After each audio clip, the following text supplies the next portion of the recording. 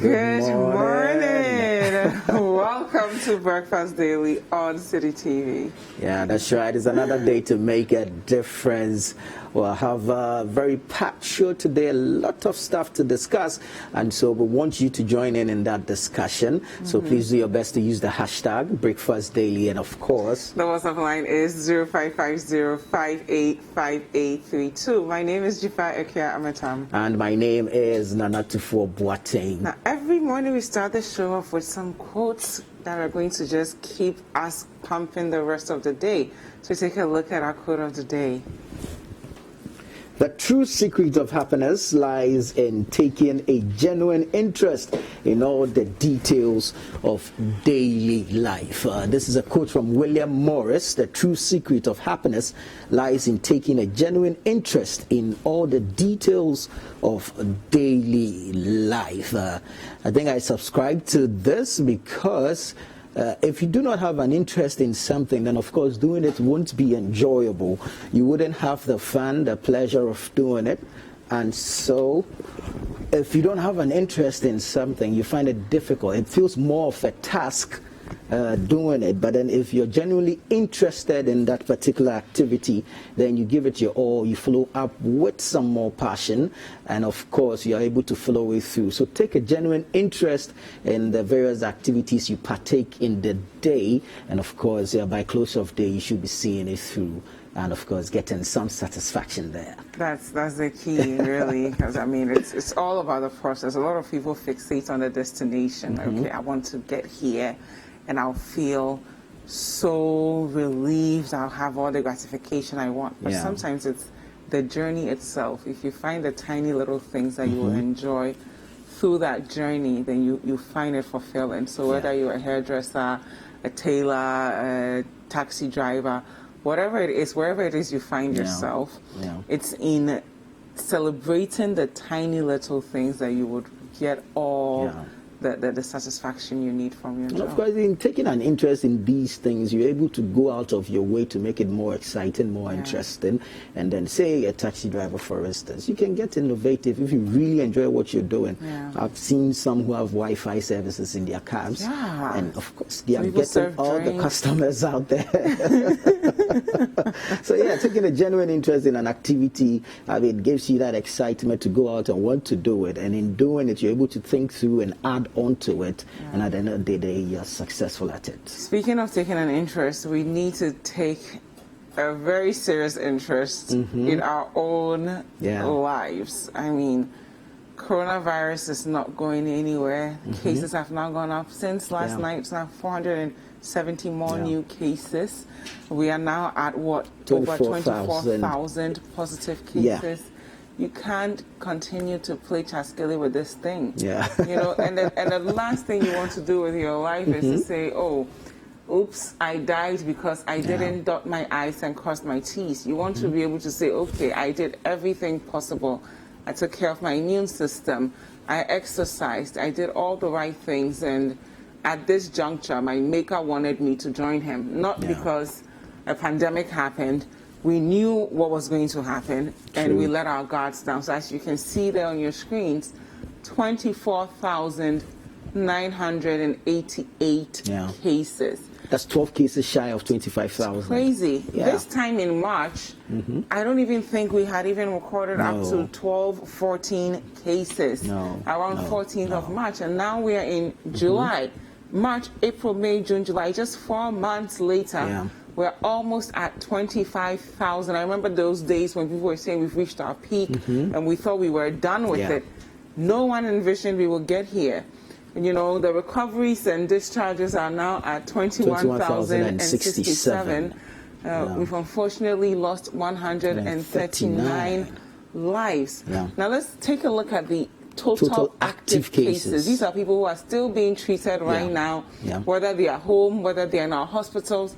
3,782 people. And as you're looking at this number, I want you to picture a nurse, a doctor, someone who works in a health field who has been at this battle since March, working overtime, using very little resources, not getting paid enough, probably isolating themselves from their families, and tell yourself that you are not going to increase that number so that you don't end up being part of the total active cases before you are eventually discharged or you've recovered. We need to guard our lives, if not for our own sake, for the sake of our selfless health workers. Which is true, because now, I mean, we're not losing them permanently, but then we're losing some of our health workers to the virus. Most of them now are contracting the virus. The last count, we had over 700 health workers contracting the virus.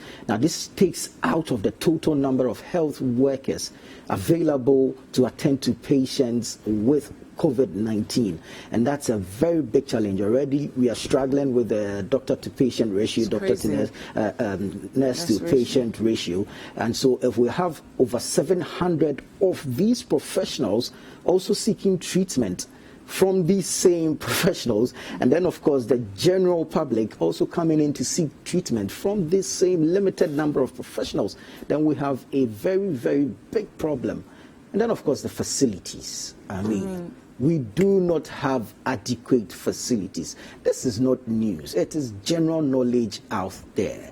We do not have adequate facilities. And of course, the recent is the University of Ghana Medical Center, UGMC. The place is full. The place is basically full. The staff there are overwhelmed. We do not have the staff strength. We do not have adequate facilities.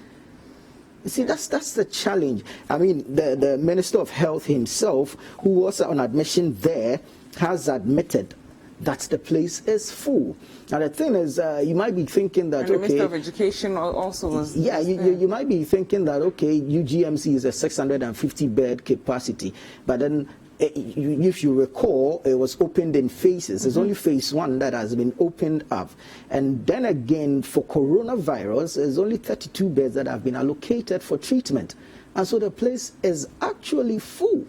And now the staff there have to work overtime, have to run shifts, because they need to keep an eye on these patients 24/7. So that's the difficulty they're facing out there. Same with Kolebu. Yeah, and so, I mean, our colleague Anshali Ziwu was there yesterday, and we'll take a look at what she discovered at the UGMC. This is the University of Ghana Medical Center, one of the country's foremost treatment centers. And in March this year, the government announced that this facility was going to be used as treatment center for coronavirus. We've had persons like the Minister of Education, Matthew Poku Prempe, and Damboche pass through here to receive treatment for COVID-19. Now, as the cases of coronavirus increases in the country, the pressure on this facility is becoming enormous. We are here to check how they are coping with the increasing numbers of COVID patients that troop in here. We'll be speaking with the Director of Operations to tell us more.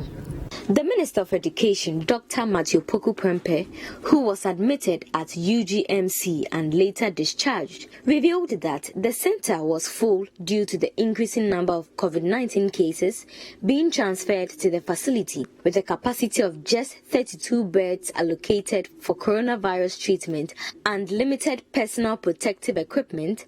The situation is putting a strain on the center and its health workers. Over 150 health professionals at various facilities have had to self-isolate after testing positive for the virus, whereas some have painfully succumbed to the virus. Lucio Fori Aye is the Director of Operations at the UGMC. The capacity is such that as we are discharging patients who are well now, we are getting new ones. So we are almost always full. Yes. So people are going out, others are coming in. That's how the situation is like. We are coping, we are trying our best to cope with the numbers. It's not easy. We have a bit of people being exhausted because they will have to work long hours. But we are running a shift system and we are trying to manage the situation because this is not your normal, situation. It's an abnormal sickness that has befallen us. So everybody is putting doing their maximum so that we can manage the situation as best as possible. She says in order for the University of Ghana Medical Center to adequately serve its patients, a few things are absolutely necessary. And we need sanitizers, we need bleach or chlorine. You see that they have to spray themselves every time they have to go in there. We need detergents, we need face masks, we need toiletry materials, tissue papers, hand towels, and all those items, yes. In support towards the national fight against COVID-19, the Chief Executive Officer of the Engineers and Planners Limited, Ibrahim Mahama, donated an ultramodern anesthetic machine to be used for COVID treatment. His spokesperson, Rafiq Mahama, says the gesture has become necessary due to the increasing number of COVID-19 patients in the center. This, UGMC is one of the major referral centers when it comes to the fight against COVID. And from what we know and what we are made to understand, they have only two. In this whole facility, they have only two. This type of machine, they have only two here. So we decided to also procure. It's not only UGMC that we are donating, we'll be donating more to other health facilities across the country. We are donating 10 in total. This is the first one that we are doing, and we'll do more across the country. While commending the donors, the medical center's Director of Operations, Lucio Fori-Ayi, called for more support and advised Ghanaians to adhere to all the COVID-19 protocols to curtail the spread. This machine is going to help us in our healthcare delivery. It's an anesthesia machine which will be used by the anesthesia department, and it's going to help if anybody has to be on a ventilator or has to undergo surgery. This machine is going to be useful. Already we have two of them, and this is going to be a good addition to them. Anybody who is touched and would want to donate something to us, we warmly welcome that. And also to not just to UGMC, but to other health facilities as well. Reporting for City News, my name is Ansheli Ziwu. So there you have it, our colleague Ansheli Ziwu at the UGMC, and we're showing this to you today because we want every single one of us to begin to empathize with our health workers. Before coronavirus, they were already overworked. I don't know one doctor, one nurse, one allied health professional who goes to work for 8 hours a day. They're usually there 10 hours, 12 hours. They are there until the last patient is seen. Now we've added coronavirus to their burden, which means we're stealing time away from their families. We're stealing time away for them to take care of themselves. We are exposing them to the virus because unlike you and I, they can't choose to not go close to someone who has coronavirus. They can't say, I'm going to move away because I don't want to catch the virus. We're always telling you to socially distance yourself from everybody. A health care worker cannot see you and say, I'm not going to come close to you because you have coronavirus. And as a result of this, some of them have died. Some of them are currently treating for coronavirus, praying that they will be safe. And guess what? The minute they're safe, they are right back into the hospitals, taking care of you and I. So it is very important for us all to be vigilant, to take care of ourselves so that we don't end up adding to the burden that they already have to face every single day. Wow, that's true. I mean, I'm actually short of words. It's difficult when someone goes out of their way to help another. But the moment you step out of the facility, you see the recklessness that brought people into the facility, I mean, on display out there. And then you ask yourself, is it worth it? So please, we're begging all of you out there, follow the protocols, adhere to the protocols. So we reduce the pressure on the already overstretched staff, on the already overpressured facilities. Let's bring down the pressure by staying safe. Let's protect our own lives, and in doing so, we're protecting others. The virus is real. Lives are being lost. If you should enter an ICU now and see the kind of pain people are going through, how people are struggling just to breathe, please, let's stay safe. Let's follow the protocols. And of course, we'll also ask that the incentives, the planned packages for our health professionals should also be released in due time to motivate them to do what they're already doing, and of course to do more, because at this point we really need them. We really need our health workers, and in doing so, in the long term, we should be planning on improving on our health infrastructure as well. Definitely, and when it comes to our schools as well, you know, our car girls, we talked about our car girls last week. Yesterday we learned that 55 people, staff and students, have tested positive, and I want us to get to a point where we get rid of that phobia that we feel when we hear someone has tested positive, because sometimes that panic alone can add on to the person's stress. I want us to get to the point where the conversation will be about, okay, now you have coronavirus. How do we ensure that psychologically you're fine? How do we ensure that we give you all the emotional, mental, psychological, all the support you need to survive? Because whether we like it or not, some of us are going to go on and test positive. It's not the end of the world, but it's important for us to provide the students with all the support they can get so that they survive the virus. And then, mind you, the WHO last press briefing, they're telling us that corona may be with us for the next 4 years. And so it's not going anywhere soon. Let's adapt. Let's change our lifestyles. Let's wear the mask. Let's wash our hands. Let's exercise. Eat healthy.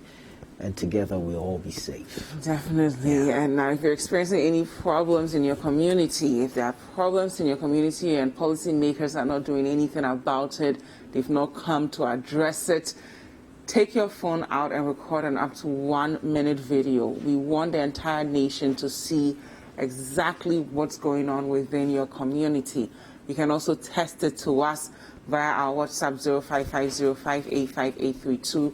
You can send those videos into our email, hello@mrpresidenttv@gmail.com, and every Wednesday at 9:30 we will show the entire nation what you are experiencing within your community, and also call on to the policymakers who are supposed to address those issues so that they can finally let you know how they are going to bring you some solutions. The email again is hello@mrpresidenttv@gmail.com, and our WhatsApp line is 0550585832. Keyboard idol. Every time I see the videos, I'm like, why didn't I learn to play an instrument as a child? I wasted my entire childhood playing N1s and Ampe and all those things. I mean, these young adults are so brilliant. It's never too late. I think I'll get the winner to teach me a few things, or the top 20. I'll befriend some of them. But should we take a look at let's take a look at some of the videos. Okay, let's do that.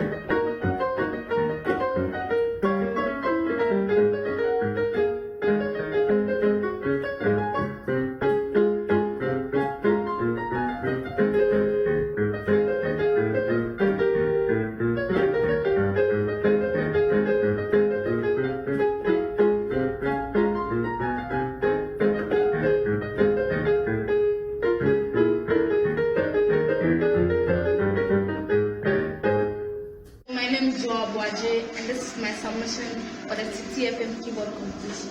Today I'm going to be playing a mixture of CJ Lewis, Fresh So Fresh, and Thinking About It.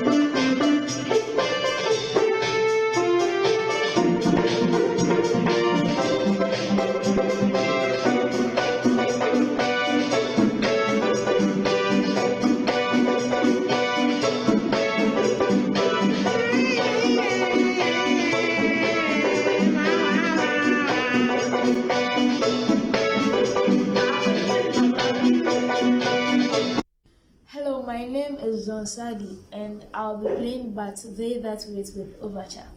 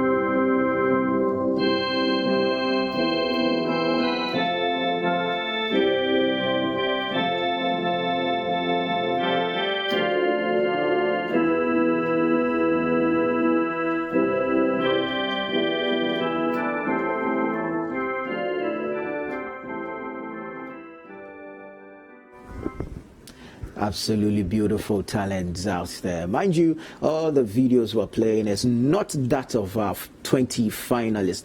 These are part of the numerous entries we have received. And so we're still sieving through them. The judges are going through them to pick the 20 finalists. And then, of course, we can put out the final date and begin the competition itself.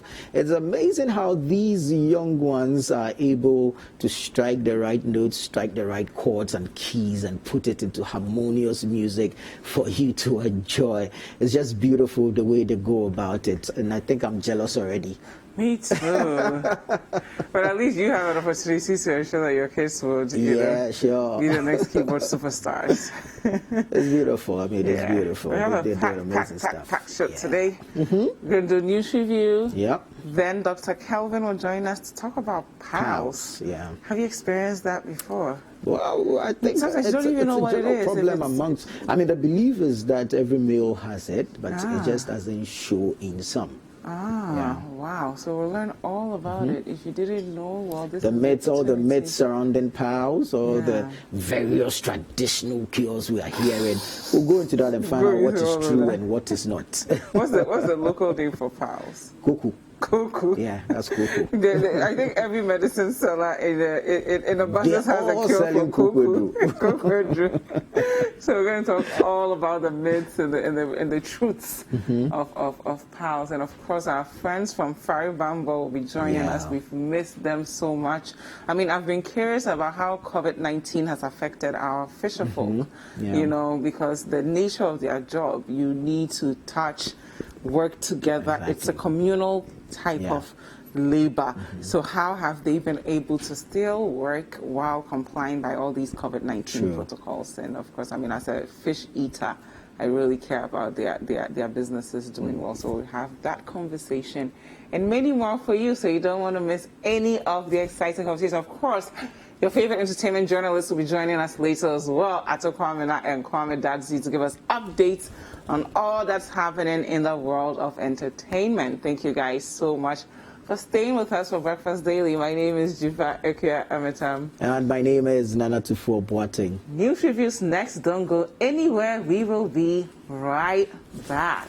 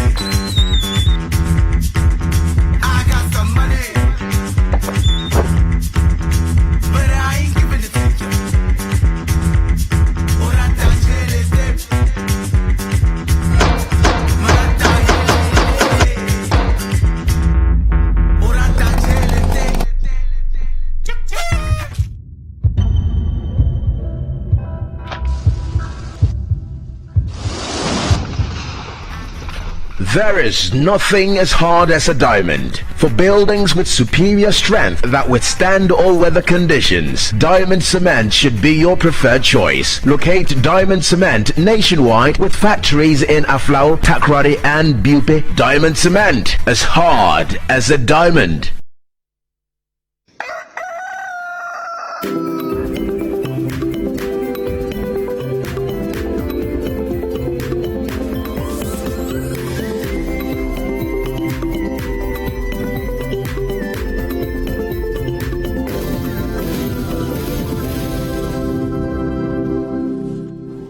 Welcome back. This is Breakfast Daily on City TV. Remember, the show is interactive, and so use the hashtag Breakfast Daily and the WhatsApp number 0550-585832. If you're watching us from outside of Ghana, use the country code +233. It's time for the news review segment, and quickly I'll read the headlines, and then later we can get into the discussions. And so I'm starting off with the Daily Graphic. Front page, Child trafficking lingers despite laws against practice. 3 rescued in Afram Plains. That's the main story on the front page of the Daily Graphic. Now, top left corner, NDC has proven leadership record. This is former President Mahama speaking. Parliament approves $3.2 million tax waiver on mathematical sets. Parliament approves $3.2 million tax waiver on mathematical sets. Virtual premiere of Corona live at 1 p.m. today.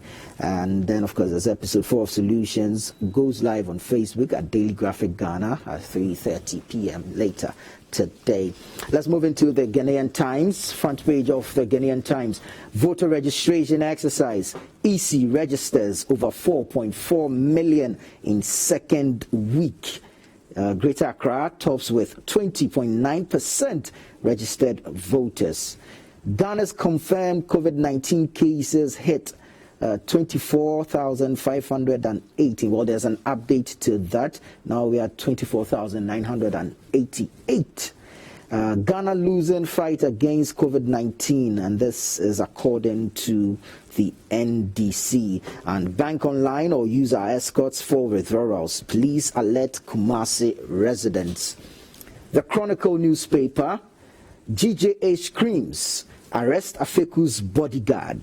GJH screams, arrest Afeku's bodyguard. EC to go back to school. EC to go back to school. NDC rubbishes WHO directives on COVID-19. NDC rubbishes WHO directives on COVID-19.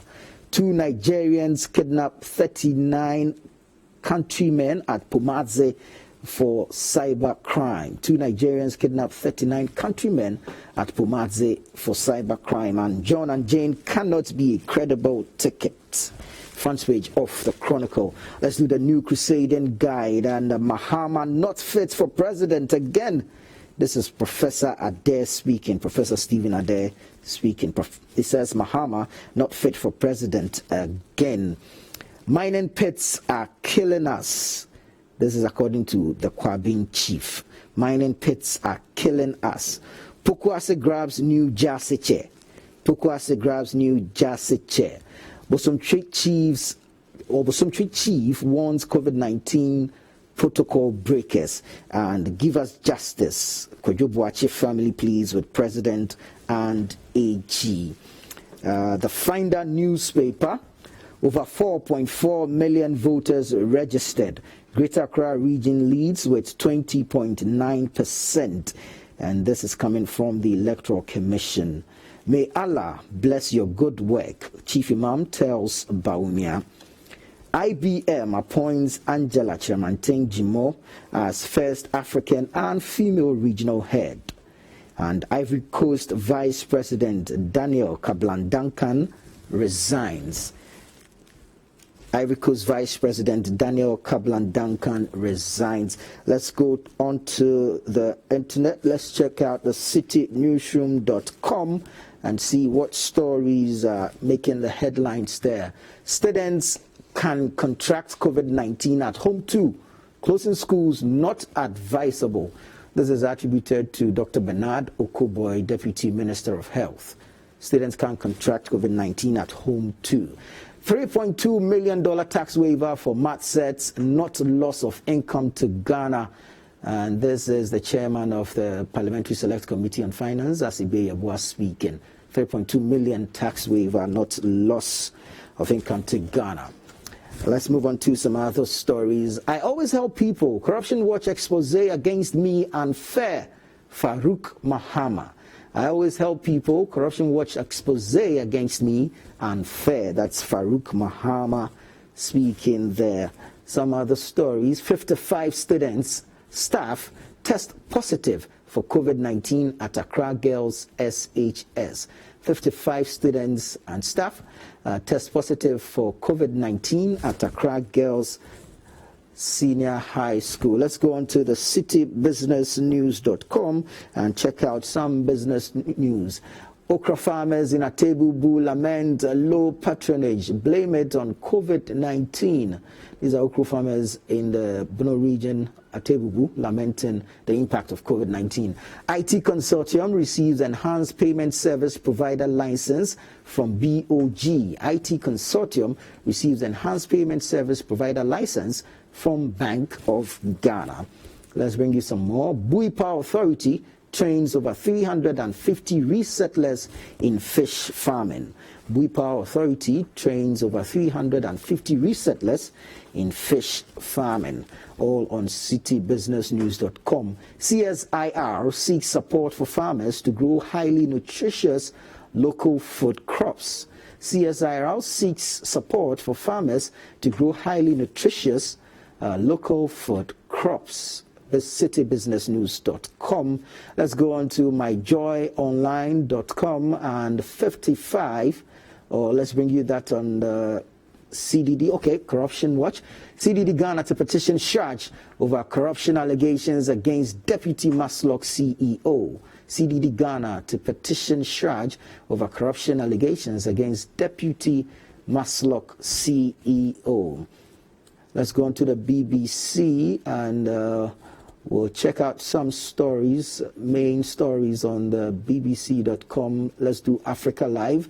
And Mali's opposition leaders freed amid unrest. Mali's opposition leaders freed amid unrest.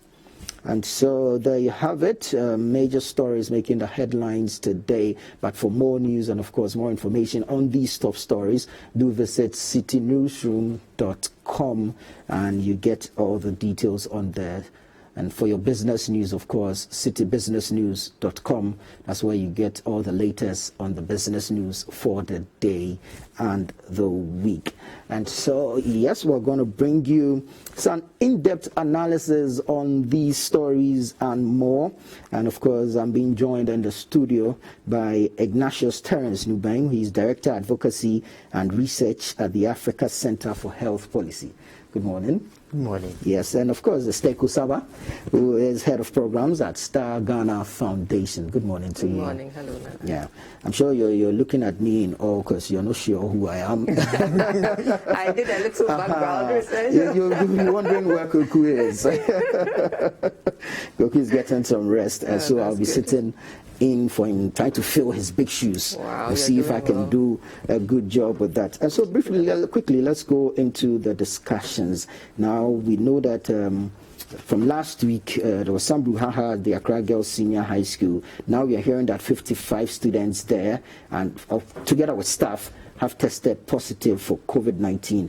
I'll read the story off citynewsroom.com, and then we can share our thoughts on that. The story says 55 people, including students at the Accra Girls Senior High School, have tested positive for COVID-19. This was disclosed by the Ghana Health Service after it commenced a testing exercise at the school. According to a joint statement by the Ghana Health Service and the Ghana Education Service, GES, 55 people tested positive out of 314 total tests done. As at 13th July 2020, a total of 314 persons, students and staff from the school have been tested. Out of these, 55 have been confirmed positive for COVID-19, while 259 persons tested negative, the statement said. And the statement further indicated that all those who have tested positive have been sent to treatment centers. The school confirmed 6 positive cases amongst students last week, and it was later discovered that a teacher and his spouse a teacher and his spouse had also tested positive for the disease. Now, this sparked protest among the student populace who insisted on going home. At the same time, many parents stormed the premises of the school, demanding that their children be allowed to go home due to the risk of remaining at school. So this is case specific for Accra Girls. We do know that some other schools have also recorded some number of cases. What do you make of the handling of the situation so far? I'll start with you, Teko. Exactly. I think the handling is what we have to look at, because there should have been a process and the protocols in place to ensure that the children, when they go to school, they are safe, but also that information is shared within the stakeholders who have to know. How can I take my 14-year-old, 15-year-old child to school and I cannot get information on what is happening to my child? First, you said that parents should not go and visit them for the 6 weeks that they are in school. That's fine. But at least there should be channels of communication. And if you look at the Akua girls example, it was blatantly ignored. The PTA itself was not able to provide parents with information. And we know that in schools we have different types of children. There are children with asthma, there are children with other underlying diseases that parents need to know what is happening to them. So I think in this case, the GES could have done better by sharing some of this information. Of course, we know that COVID has a 2-week incubation period. So definitely these cases would have come up within the 2 weeks because they've been in school for just about 2 to 3 weeks. So these cases could have come up, but it could have been managed better. Information could have been shared. I have a nephew in a school in Cape Coast, and the parents cannot get to their child. They are not, there's not even a phone. They can't even call the children to check. And I think that is what we have to work on. I see that they've set up now a committee that is supposed to interact between the PTAs and the student bodies and the parents. Now, even if you look at the people on that committee, they are all technocrats and bureaucrats. To what extent are the parents part of that committee? To what extent are other stakeholders like civil society organizations part of that committee? And how do we make that work? So I think that is the issue. It's about the handling of the issue. I mean, Corona will be with us for quite a while. So we need to find ways to work around it. So they need to, GS needs to ensure that the issue is handled well.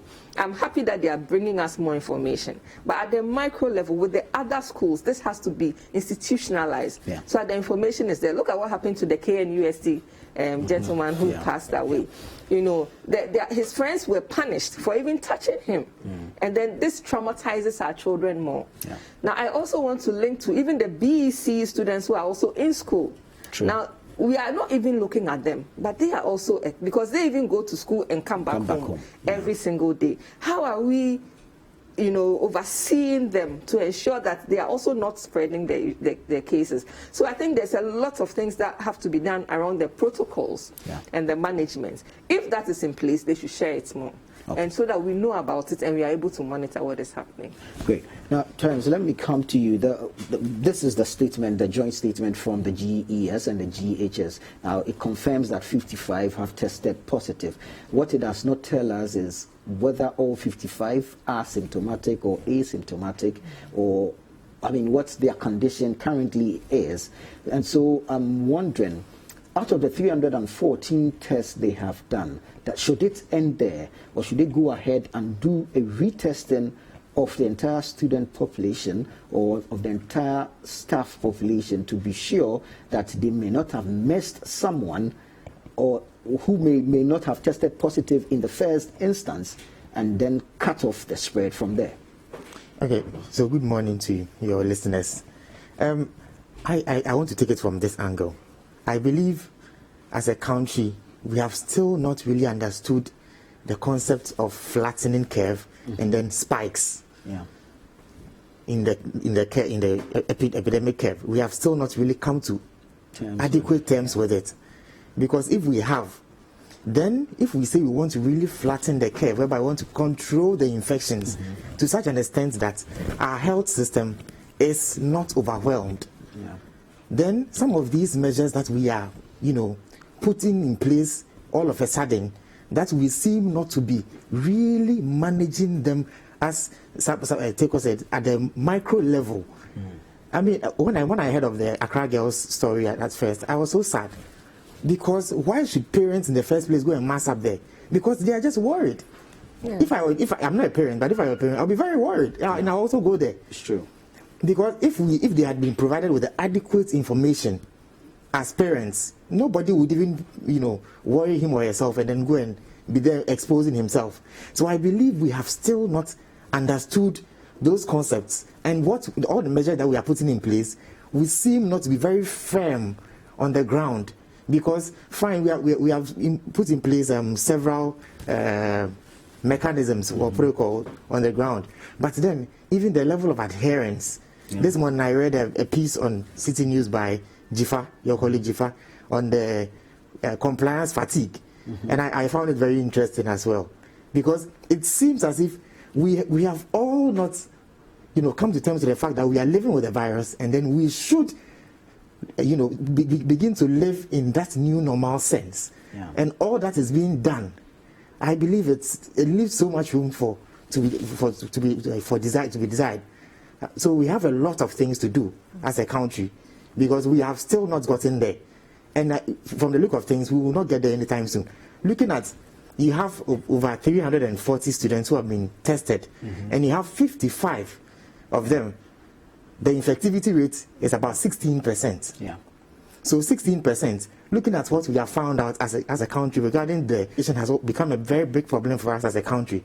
That is why we are having all these issues, and that is why even the parents are also agitating that they should bring their children home. If I were a parent, I also just bring my child home. But even with that one, I don't know whether we're talking about that as well, but I don't believe it's the right way to go, especially in the immediate instance. We should make sure that the threat is under control in the various schools. Yeah. We have isolated all those who are positive and traced all contacts, and I repeat, all contacts. Not some contacts, but all contacts. Tracing all of them, and then ensuring that they are all safe. Then we can now look at, whether we should close down the schools or not. So that means from where you said it is not advisable now, yes, to close down the schools. We should not be thinking of closing down schools immediately, because since we have been recording cases in the schools, we should be looking at ensuring that the threats of COVID-19, of infection among the various schools, is eliminated. If we don't eliminate the threats from the school, and we end up leaving them, mind you, a lot of persons having the virus are asymptomatic, and they may be asymptomatic for the rest of the period, the incubation period. They may be asymptomatic throughout. So I believe we should concentrate within the next 2-3 weeks at looking at putting the infection in control, or let's say under a certain kind of control, before we can think of whether we should close the school or not. Yeah. Okay. Would you agree that we close down the schools or not? Your take on that? I think that we should look at it from the pros and cons. The issue is that the children have already been in school for 2 to 3 weeks. The incubation period for the virus. Is this is it. So if we've been able to pick up these cases and we're able to manage it, I think the children should be able to stay in school. But there should be further measures. One, the parents should be able to link up to the children. Information flow should happen. I mean, now the children were already using the mobile phones when they were home to do learning. So why don't we then now use that as a means to communicate with their parents, so that this as we say it in Ghana, will come down. And I think if we have that trust, at this point it's an issue of trust and knowing that my child is safe. Otherwise, we'll continue to have this. So if within another 2 to 3 weeks this persists, then maybe I would say that we should close the schools. But as it is now, if it's managed well, Ghana Health Service seems to be managing it in the regions. I noticed in Western region that they are doing a lot to manage it. If it continues to be managed well, I think we should test it. Let me add something. I read a statement by the PTA, National Council for PTA, and I agreed with almost everything they said, because it looks as if they have realized that the measures being put in place in the schools are not, what government said they were doing. They are not really being done. In some instances, I know a lot of the schools are actually having. My checks revealed that a lot of the schools are adhering, religiously to the directives. But then, what I want to add, what my problem was with the last point, that they should allow the students to go home, and then their parents should actually put them into isolation for 14 days at home. And I believe if the National Council really looks at this point very well, they will know that it is going to be very problematic. Exactly. So they should not rush for the children to be brought home and then quarantined or something in the house. A lot of the homes are not, it's not even possible to do that. If I live in the same house with my 3 other siblings and my parents in a chamber and hall, how am I going to be isolated? It's not going to be possible.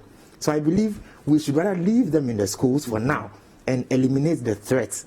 And after that, then we can now consider. But the parents are concerned because it looks as though the information flow is not up to the levels it should be. Yes, and then, of course, they also are not convinced or are not guaranteed the monitoring process to be able to know that indeed the protocols laid down are being adhered to. And so that is what is causing the reaction from the parents. Obviously, a mother's instinct, a parent's instincts, they'll be anxious to know what is happening on campus. Nana, this particular pandemic has actually brought a very fundamental situation that happens in our schools with school administration and then parents. A parent is only called when the child owes fees or when the child has committed a crime or something of that sort. And it has gone on for years. So schools are not used to providing periodic information to the kids.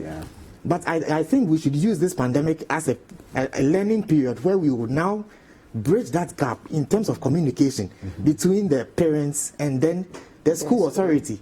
Because if the communication really flows well, every day I am getting updates from the school that my child is safe, we have done this, and all that. We will not be where we are today.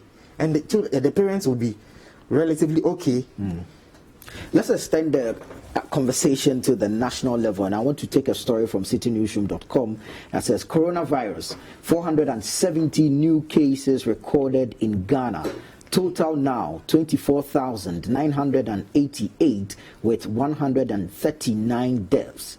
The story reads, the number of COVID-19 infections in Ghana has increased by 470. This puts the country's case count at 24,988 per the latest update by the Ghana Health Service on Monday, July 13, 2020, while persons who have clinically recovered have reached 21,067. Those who have died from the disease have also increased to 139 following the confirmation of 4 new deaths as of the same date. Meanwhile, the active cases in the country are 3,782. 25 persons are in severe condition, whereas 8 other critically ill individuals are on ventilators. So far, 331,366 tests have been conducted. Out of this number, 121,062 are from routine surveillance, while the remaining 210,304 were from contact tracing. This leaves the country's positivity rate at 7.54. Now, details of the new deaths were, however, not provided, and it goes on to give you the regional breakdown of the cases. What are we missing? Because it's as though the numbers keep spiking. They keep going on, and then if you are able to do the breakdown, it looks as though on the average you are recording 400 plus cases daily. What are we missing? Nana, we seem to be missing a lot. And what we are missing is translating our measures into practical solutions or workable solutions in terms of COVID fight. What does that mean? Okay, so we have set in place or put in place all the measures that has been acclaimed worldwide. Hand hygiene, social distancing, the usage of masks, and everything is in place. Why are the cases still going up and up and up? They are going up because, one, we as a people are not adhering to the protocol. But then, what is making us not adhere? That is my problem. That is my issue now. Before, if you want somebody to actually adhere, you need to create that environment that will make the person adhere. So if you tell the person that you give that person the sense of you can actually go out, then we will think that everything is fine, then I'll go. Yesterday, one of my in my neighborhood, I moved to another place to see if I could register. I later came back to the house, but then the people there, what they said was, in their community, they had not seen anybody who had gotten COVID. Nobody was wearing masks in that area. Nobody, none of them was wearing it. They had not, and so until they see an ambulance being brought to the place, picking up somebody from their community that this person is COVID, has tested positive for COVID, they are not going to adhere because they don't believe it exists. That brings a fundamental flaw in our fight. Exactly. Because we are not creating the necessary environment where it will lead to people adhering. If you don't do that, because if you want somebody to adhere, it means that the right environment should be in place. And this right environment will include what? The right environment would include the stringent measures we have fine. I know that it said wearing of masks is mandatory, yeah. And then it's backed by some laws. Yeah. The laws are even not being applied to the latter because, I mean, if somebody on the streets, the person is a truck pusher, you get the person not wearing masks, and you send the person to court. The person has to pay 12,000 cedis as a fine, which is not realistic. I know is it Germany or somewhere in Europe, they have also put in place the mask measures and all that. But I think their fine is 100 euros. So judging by the difference, I mean, people will be able to afford it. They know it will be. It's still a punishment. So I think we should have a commensurate punishment to the wearing of the mask, the non-using of the mask, so that people will end up, when you can actually pay it, because you can't say you also want to send them to prison. That will mean they're also going to create another problem in the prisons as well. So that is one reason. The other one is that government has over the period been putting in certain measures that are leading to the spikes. We have been allowing them over and over and over, and then it seems to be creating a false sense of security among people. That is what is really leading to all these numbers. And if we don't take care, the cases will rise and rise and rise. I did my own analysis of the cases that we had about 2 weeks ago. And I did some predictions as to, that was last month, as to the predictions as to how the cases were going. And then I realized that by the time we get to the second week in July, we should have hit at least 30,000 cases. But mind you, there was a break. Actually, I'm sure we will be there very soon, because there was a break in the testing. So if the testing had actually continued that long, continuously like that, we would have been there by now. So I believe there's a lot that we need to be doing as a country. The measures are not working. The good thing is that when you put in measures, you have to review them. And when we know that the measures aren't working, that is when you have to pull the brakes on some of the things that you do. If you don't pull the brakes, we will continue seeing increases and increases and increases. That is the main issue that we have. Which is very dangerous. Let's talk about the testing regime. I mean, when we had fewer cases, we were testing more. Now we have more cases, and we're being told that we have challenges with testing. And even now, the testing centers are even reducing. Some of them are closing. At this point, I ask, why is it that the Food and Drugs Board is taking them so long to give certification for private companies to be able to do these tests? Because when people are willing to pay to have these tests done so that they can take care of themselves and their families, organizations and institutions are willing to do that. Now we know that the spread is in offices. They are willing to do that. What is taking the Food and Drugs Authority so long?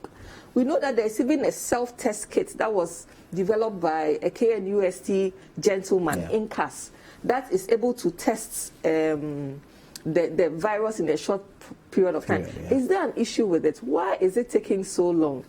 And if we had all these different areas of tests, if we had different test sites, it would ensure that we are testing more and people are taking better care of themselves. But I want to focus on the healthcare workers. And I can feel the outrage in Dziffa's article when you read it. It's so outrageous. It seems as if nobody cares.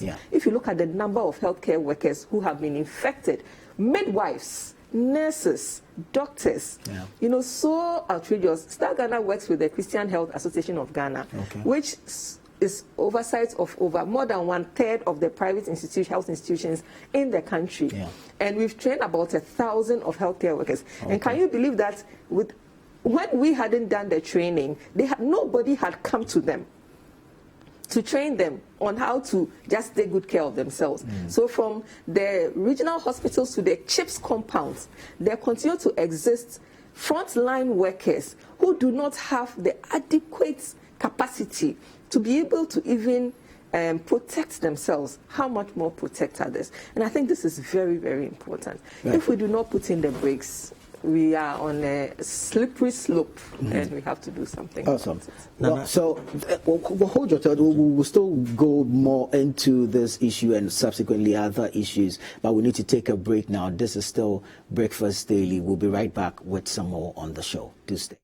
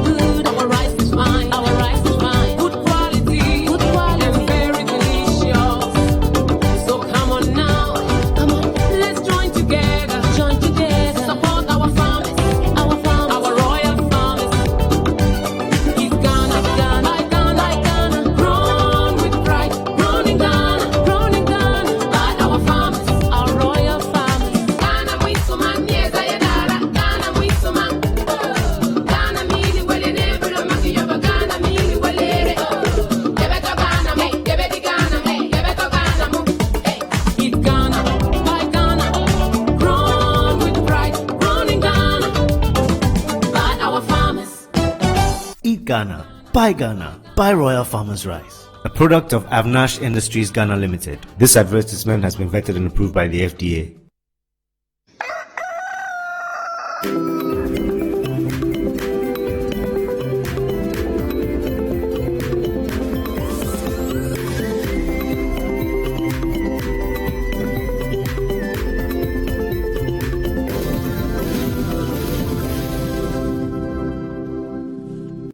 You're welcome back. This is Breakfast Daily on CTTV. Remember to use the hashtag Breakfast Daily and, of course, the WhatsApp number 0550585832. We want to hear from you, and so send in your comments and contributions. I'm having a discussion here on a number of topics with Taiku Saba and Ignatius.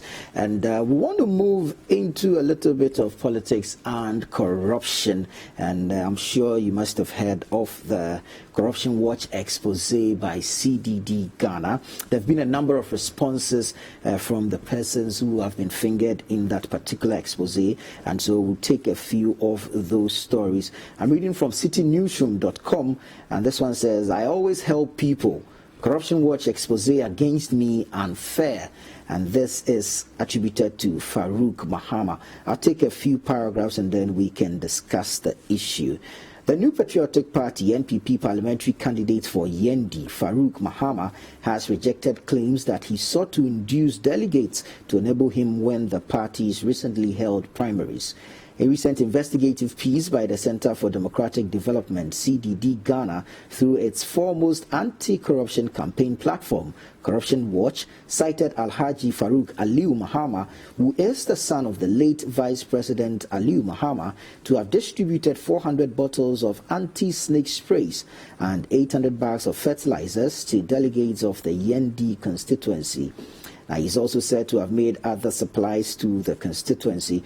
But speaking on the point of view, Mr. Mahama denied any wrongdoing, insisting that his actions were born out of his all-time benevolence. Quote, I started doing this since 2013 because having inherited very goodwill from my old man growing up, I knew he was always helping Yendi constituency. Since his demise in 2012, I started helping opinion leaders, and every year I do that. So it is not about giving things to delegates because opinion leaders elsewhere also matter.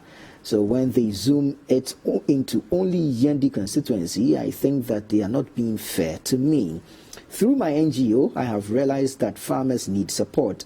I started giving the farmers the supplies in 2013 and 2014 before I even had the idea of becoming an MP. So I've been doing this consistently for the past 7 years.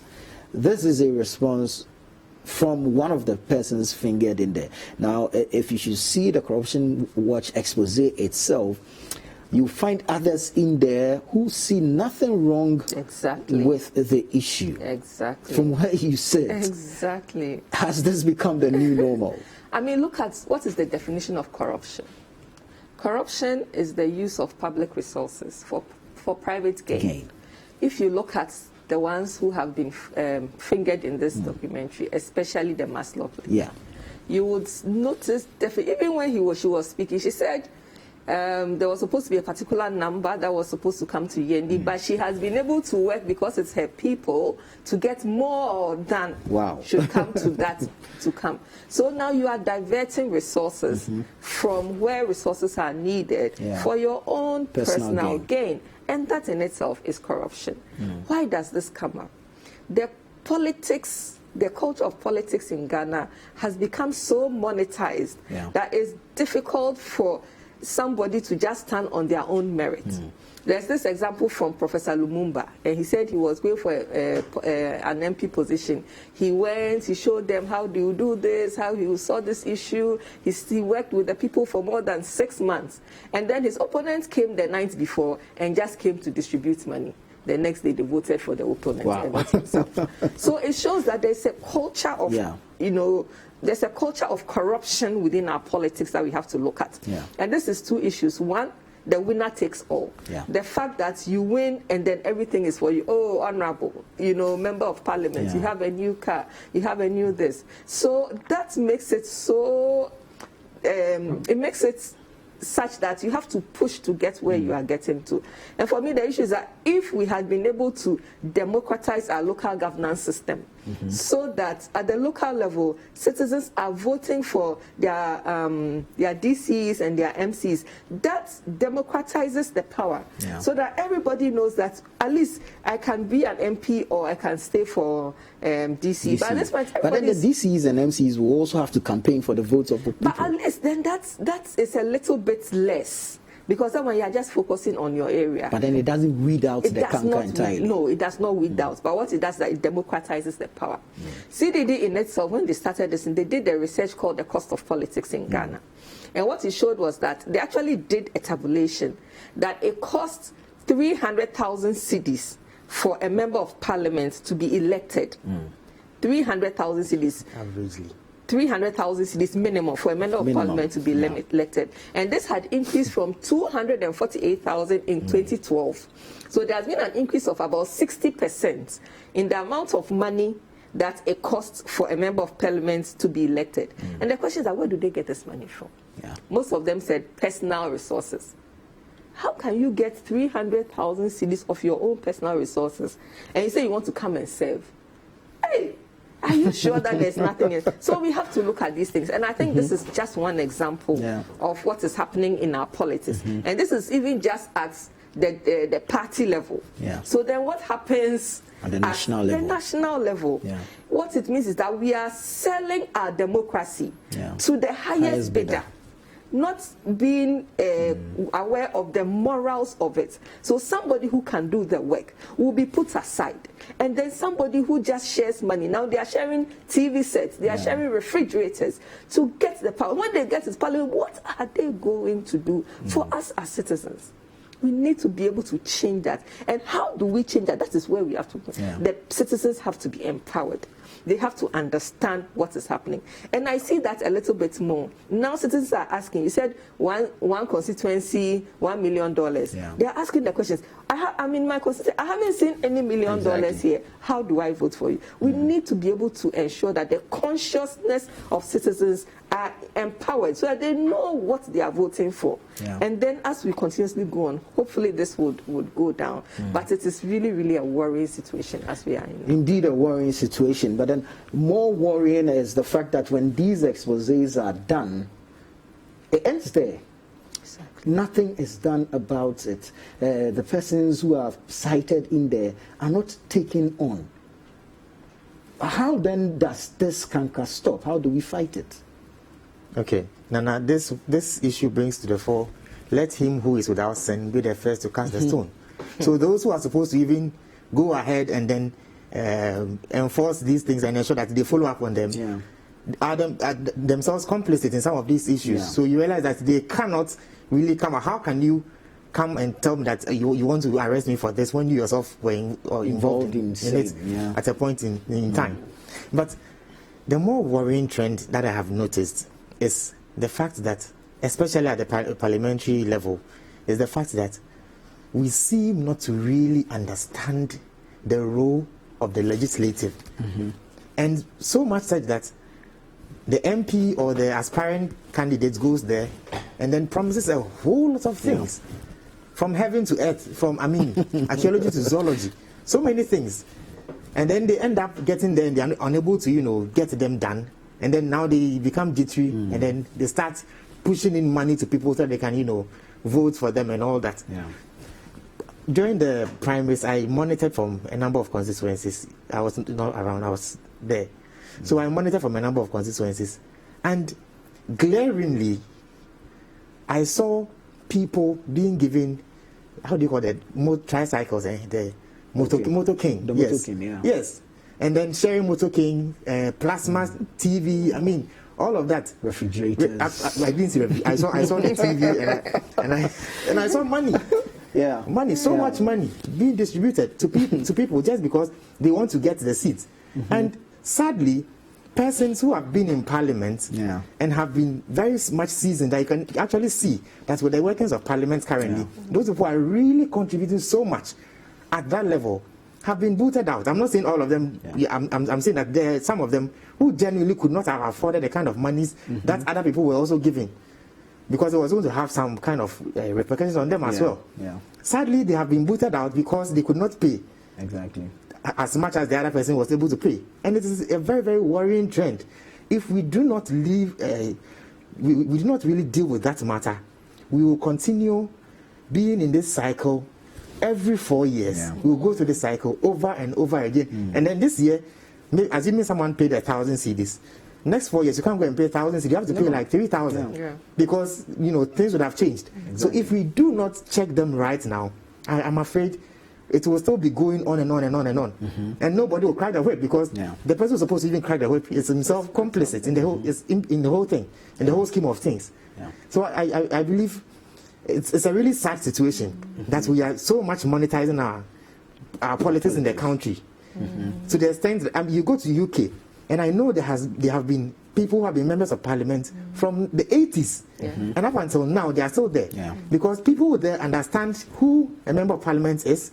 They understand what he's supposed to do and all of that. And so nobody, they are contested, but then there's no monetization. If there is, how much are you going to give the person?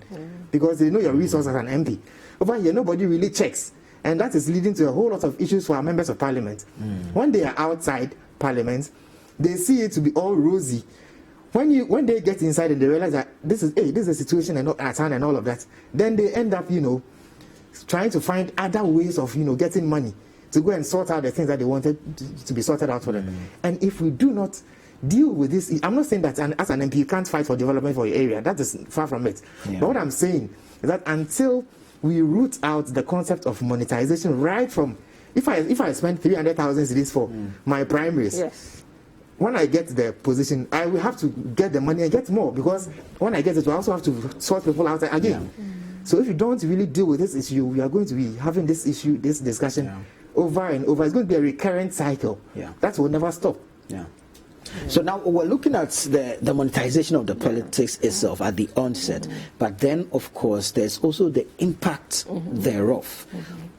What does it mean to campaign on such grounds? Monetization of the politics. I mean, literally buying the votes of the delegates. What impact do you think it will have when the person eventually goes ahead to win the seat, and the dangers thereof for the country? The impacts are myriad. There's a myriad of impacts that come out of it. The person gets into parliament, and the first thing the person wants to do is to ensure that the person is able to recoup the monies that the person has put in. And so you see parliament, they have to pass laws, and sometimes that, we hear that it's expensive to engage members of parliament because they have to recoup it. It's such an unfortunate issue. But secondly also, it disenfranchises those who could have made a mark. Example, women. We know from cost of politics survey that the men are able to pay more than the women, even in the situation where the votes are for sale. The men pay more than the women. So less women are getting into power, not because they do not have the capacity, but because the culture in which the politics work has disenfranchised them. So that is also an impact. The impact is that the citizens are not able to get the right development because the member of parliament is sitting in parliament but answering to some financier and not necessarily the issues of the people on the ground.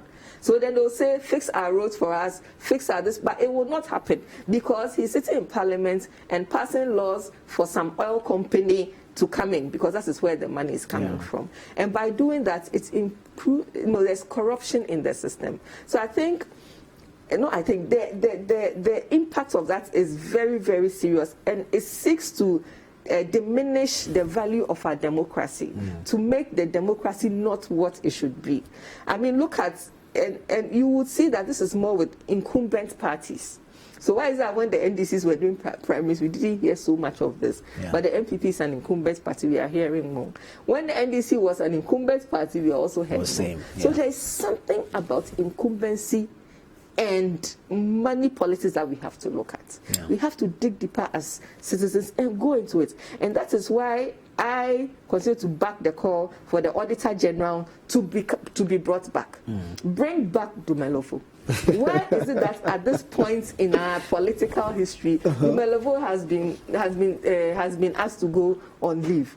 These are the things that then start the right-thinking person to be questioning why these things are happening at this time. And I think that is a call that we have to make, that the institution should work. And one of the first institutions is the Auditor General and, of course, the Special Prosecutor. They should be able to work. They should be able to identify these things. SHRAJ has a role, and I'm happy that they have petition track. But I want to see the NPP itself also penalizing these particular people who have been, and they've admitted it, blatantly admitted it, not carrying a hoot about it. What is the party itself doing? The party has to show that it stands against corruption, and the institutions also have to be made to work. I was going to come to that, punishments that should come and where it should start from. Now, an independent institution has gone ahead and done its research and put out the findings there. Should the party take it up? Should the state take it up? Who should move in to make sure that some of these things do not reoccur?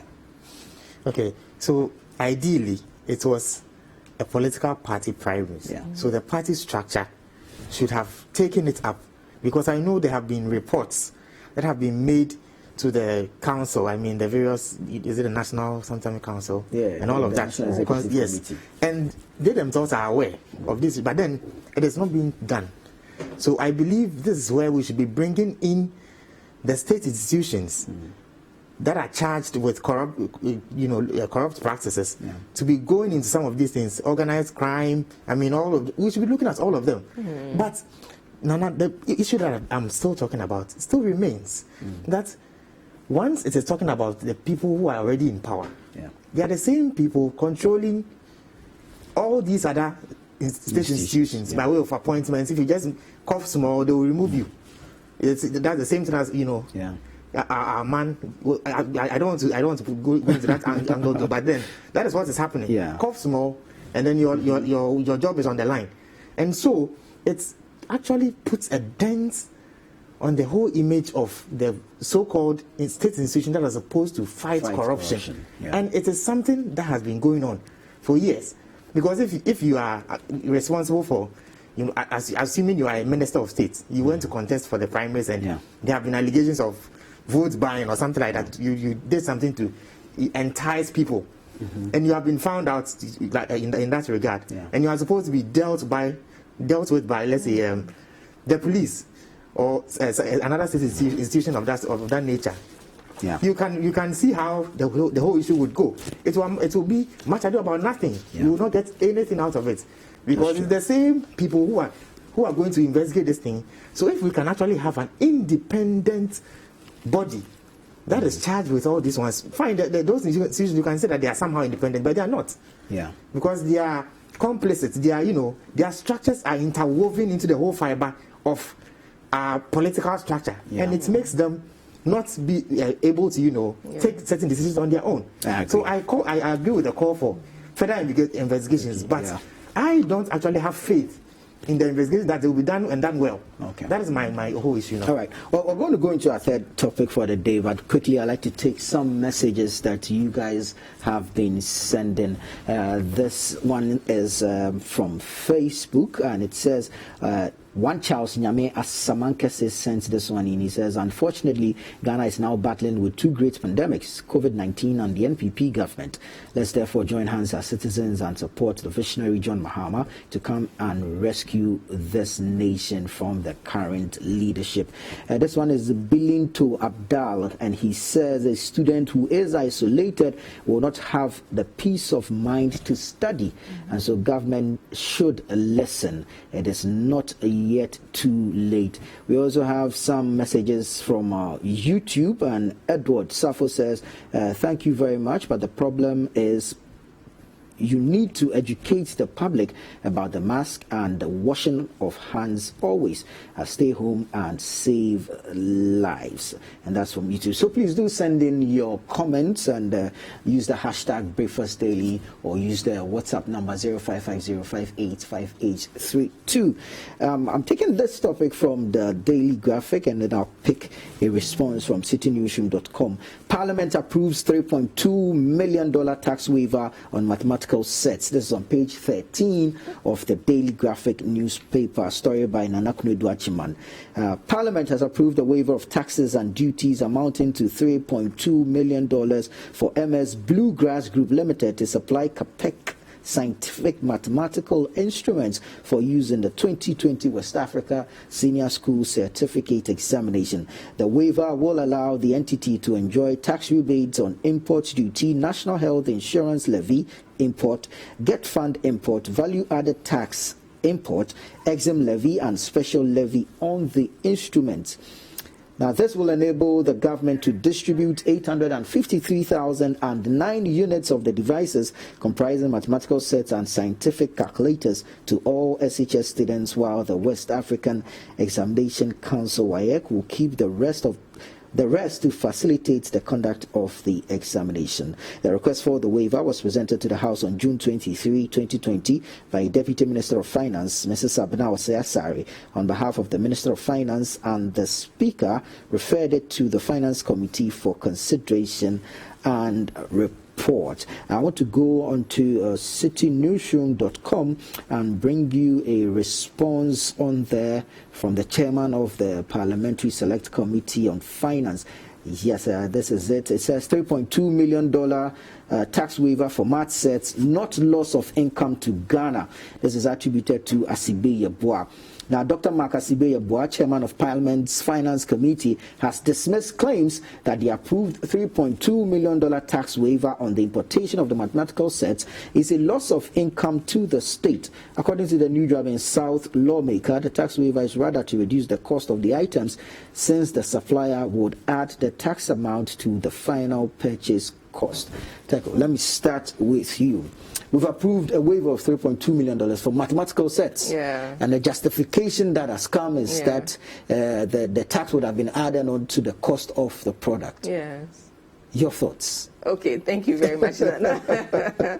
Well, whatever the government will do to ensure that education in Ghana is free, compulsory, universal, and basic, I support.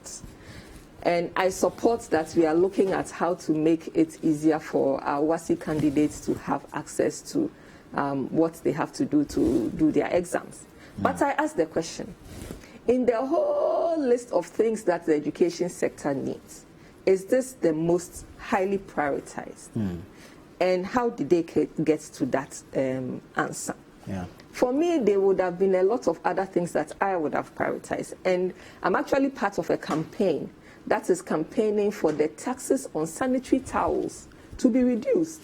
As you know, currently sanitary towels are taxed as luxury items, which means that women and young girls in the communities and in the regions are not able to pay it. And in many instances, because they do not go to school. So I would, have prioritized something differently. Secondly, can we not provide these locally? The math said, do we not have companies in Ghana that can be incentivized to produce these locally? By doing that, will we not give more jobs to our youth that are unemployed? Will we not ensure that the technology to do math sets are local? What is in the math set? It's some plastic pieces shaped, a pencil. Can't we do that locally? Why are we always... understand this comes with a scientific calculator that can be programmed. Yes, we are even now building VW cars in Ghana. So why not scientific calculators? So I think for me, yes, it's good, but I think we could have looked at it differently. We could have done something differently. Ignatius, you get the last take on this. Are we getting value for money with this $3.2 million tax waiver for mathematical sets? Yes, from the workings of government, I know when government wants to procure these kind of things or build anything, they consider a possibility of a tax waiver component to reduce the cost, so that it goes down a little bit for government. But my issue currently is this: why wait till the time they're going to write the exam to make the procurement in the first place? Because if you get me a mathematical set which you want me to use for my exam, they should come very early enough during my studies for me to use them, get very much accustomed to it, and then, it eats into the exam for myself. But I believe this is coming up because of the politics of countables that we are having. That, what have you done? I give them this. I give them this. It is visible. Everybody sees that I did give them this and that. Then we ignore the actual things that should be done for the student to actually go ahead with or come up with his studies and then be very successful in it. So I believe we should be. I share in Teko's suggestion of the building local capacity. That is very essential, because I believe these things can be manufactured here in Ghana. Why do we have to go outside and get them when we can actually do them here if we provide the right environment? But that is the situation we find ourselves in. So I believe we should, going forward, we should be looking more at things that will make more impact. So after the WASI, what again? What next do they do with the mathematical set? They'll probably pass it on to the Is there a way in which, if you are going to buy for the institution, then do you have this number of mathematical sets? They are given to the students, then kept. I know next year, if God will, next year, they will go and purchase something again.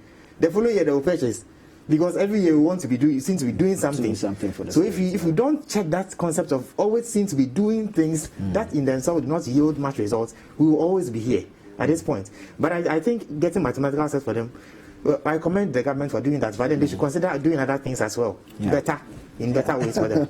Well, the justifications are somewhat, a number of them, that it will help weed out examination malpractices. We are waiting to see how that will play out. But thank you guys so much. Ignatius Terence Nubeng is Director Advocacy and Research at the Africa Center for Health Policy, and Teko Saba is the Head of Programs at the Star Ghana Foundation.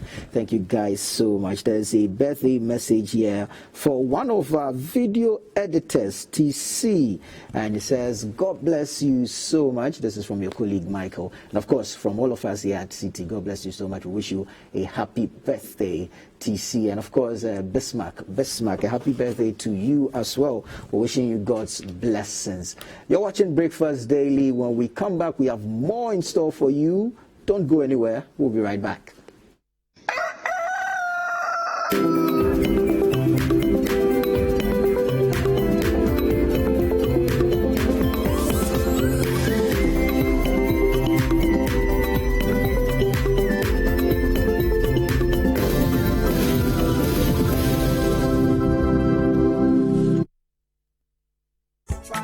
Do you know that the Electoral Commission is undertaking the compilation of a new voters register this year, so we will register again? Every Ghanaian citizen of 18 years and above and of sound mind, ordinarily resident in an electoral area, is eligible to register. What steps will be taken to ensure the safety of the applicants? Every applicant must wear a face mask before entering the registration center. No face mask, no entry. You will wash your hands with soap under running water. Your temperature will be checked, while you maintain a minimum distance of 1 meter while in the queue. Your finger will be checked for an electoral stain to know if you've already registered before being sanitized. Your data will be captured on Form 1A. You will provide the officer with your residential address, your GPS address, your hometown address, your town and district, as well as the full names of your parents, dead or alive. Then you will be sent to the data entry clerk. The clerk will sanitize the scanner before capturing your fingerprints. He will then type your details into the biometric system, take your picture, and print the Form 1C and give it to you with the Form 1A. You will thumbprint the Form 1A in front of the laminating clerk. Then the clerk will cut out the card parts of the Form 1C. Then laminate your new voter's ID card for you. Your finger will be dipped in an indelible ink. Hand sanitizers will be provided before you leave the registration center. When are you going to register? Daddy, I registered during the last electoral exercise, so I won't register again. Don't you know that this is a total replacement of the old voters register? It means if you have registered before, you have to register again. Hey. You will need either a passport or your national ID card to register. If you don't have a passport or a national ID card, you must provide 2 already registered people to stand as your guarantors. What about your mother who's too old to join the queue? Vulnerable, persons with disability, older adults, pregnant and lactating mothers are not left out. Download the Voters Registration Form 1A from the Electoral Commission website www.ec.gov.gh. Print it, fill it out, and bring it along with your passport, national ID card, or 2 guarantors to the district office of the Electoral Commission or to the registration center to register. Note that only the vulnerable, the aged, pregnant and lactating mothers will be allowed to print out their form online and bring it to the district office or the registration center. Register to vote. Your vote is your power.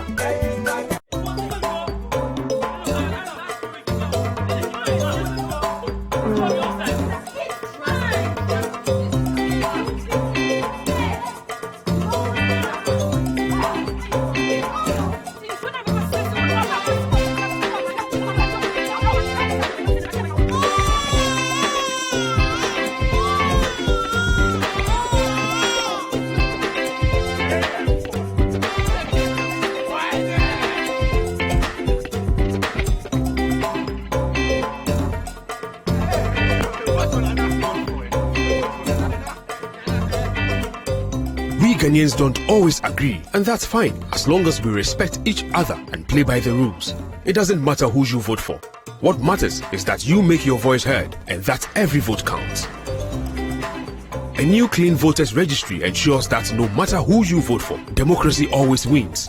Go out to register today.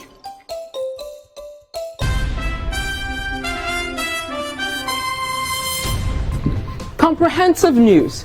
The City Newsroom at 8 p.m. on City TV is your most engaging news bulletin on TV. It's a very oh, that's too bad. The youth are still throwing stones. They are still throwing stones here into our direction. And can I come in? I want to come in. Okay. Telling your stories better with correspondence covering every corner of the country.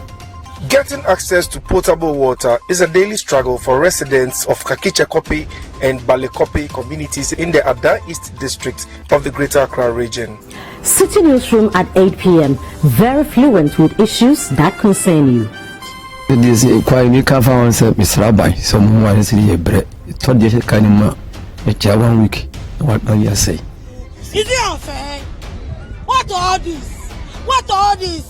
We are dying! We are dying! We are dying for Choco! With City Newsroom, your community is now connected. In this our community, all of us, we are very sorry about this school. If we went and see the children, they are so small. Even my grandchildren are there. My grands outside there. If they come out from the school, I have to be safe. Every day at 8 p.m., City Newsroom is live on City TV.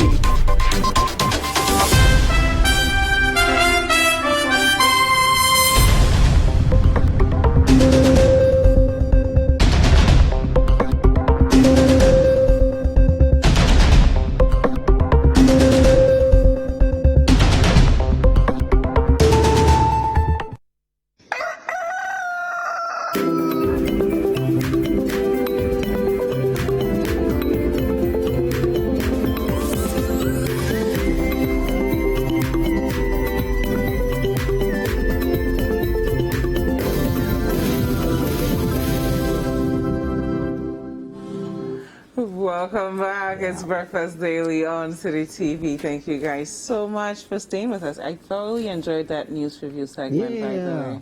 I mean, I think the submissions were great. Yeah. If only they'll listen. We have to. We have to get ahead. But it's the health segment now. We're talking about piles. Yeah. Cocoa.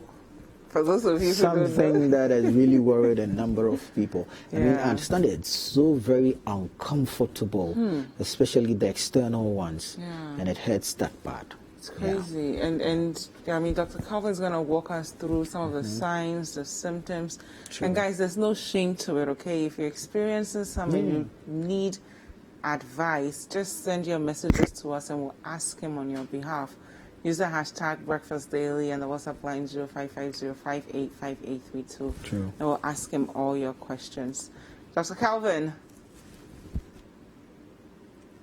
of course, he's joining us via Zoom, so we'll be waiting to hear from him as soon as he gets it sorted. Yeah. But what has been some of your own, stories you've heard about people dealing with a number of them, and I understand. People go through a lot of pain, and it also has its own complications. It can result in a number of problems for different peoples based on their own genetic mode. So when you gotta go, you gotta go. Exactly. But the process of going shouldn't be so uncomfortable. Good morning, Dr. Calvin. Good morning, Dziffa. How are you? I'm great. Hey, what do you have in your background today? Some HD stuff. Looks like Doc is using a green screen. I like it. I'm used to seeing the motivational quotes behind you, but today. But I still want them. I'm seeing some work hard somewhere. It's no motivation. Thank you so much for joining us. Thank you for having me. Are you sure you're in Ghana, though? Yes, I'm live in Accra. So, pals. I'm creating my own heaven, Oh, I love it. One of these days we'll join you. You should. Now, tell us a bit about pals, because most of us know pals as cocoa. What exactly is it? Well, you see, when you call it cocoa, it gets a bit confusing, especially for us as medics, because in Ghana, cocoa can represent almost everything from eye disease to toothache to skin itching to hemorrhoids or piles, which we are going to discuss today. And so that's the challenge. A lot of people allude cocoa to so many different things, so many different health issues that they already have. But basically, we are looking at piles. And the medical name for piles is hemorrhoids. So if you went to the hospital and you think you have piles, the diagnosis they'll give you would be hemorrhoids. But essentially, these are engorged blood vessels. Yes, they are blood vessels. And so that's why one of the symptoms that you encounter when you have piles is that you notice blood in your stool. So piles are blood vessels that have become engorged over time. And I heard Tuffour mention external ones, which means that he has some knowledge about piles. I don't know if he has any though. But there's the internal piles and there's also external piles. Most of them actually begin internally, and as it gets bigger or as it gets more severe, it protrudes outside of the inner region, and then it shows out as the external piles or the external hemorrhoids. So there are various degrees of hemorrhoids. I mean, from stage 1, stage 2, and all sorts of things. It's just to try and classify the severity of the hemorrhoids. And it's quite common, actually. It's very, very common, especially in our should I say, in the black race, because it's something that it has to do with family history. There's a genetic component when it comes to piles. And so a lot of people, it runs in family. So if your mother has or your father has it, it's most likely you're going to get it as well. But we also predispose ourselves to piles by our actions or inactions. And so I'm going to just list a few of the things or the factors that predispose a person to getting piles. And if you are female, a lot of the times you really don't have a choice about these piles, because once you get pregnant, most likely or invariably, you will develop some piles. This is because when the baby is growing, the weight of the baby is sitting in your abdomen, is pressing down on your pelvic organs. Your pelvic organs include your bladder and other structures inside the pelvis. And included in these structures are blood vessels. There are lots of large blood vessels in your pelvis. And these blood vessels supply the inner region, they supply the legs and all that. So they are very large vessels. When you have such a large item baby developing inside and growing inside your abdomen, it puts pressure on the blood vessels. And so it causes the blood vessels around the inner region, the anus, to begin to engorge because the drainage is impaired. Once this happens, you will develop the hemorrhoids or piles. So pregnancy is one of the most common predisposing factors for women. And another predisposing factor for women is fibroids. If you have a fibroid, especially if the fibroid is really large, it's going to sit in your pelvis and exert the same pressure that a developing baby would have exerted in the pelvic region. So it results in the hemorrhoid development. Another group of people who could develop hemorrhoids are people who do weightlifting or gymming, as we call it. Because every time you lift the weight, you increase your intra-abdominal pressure.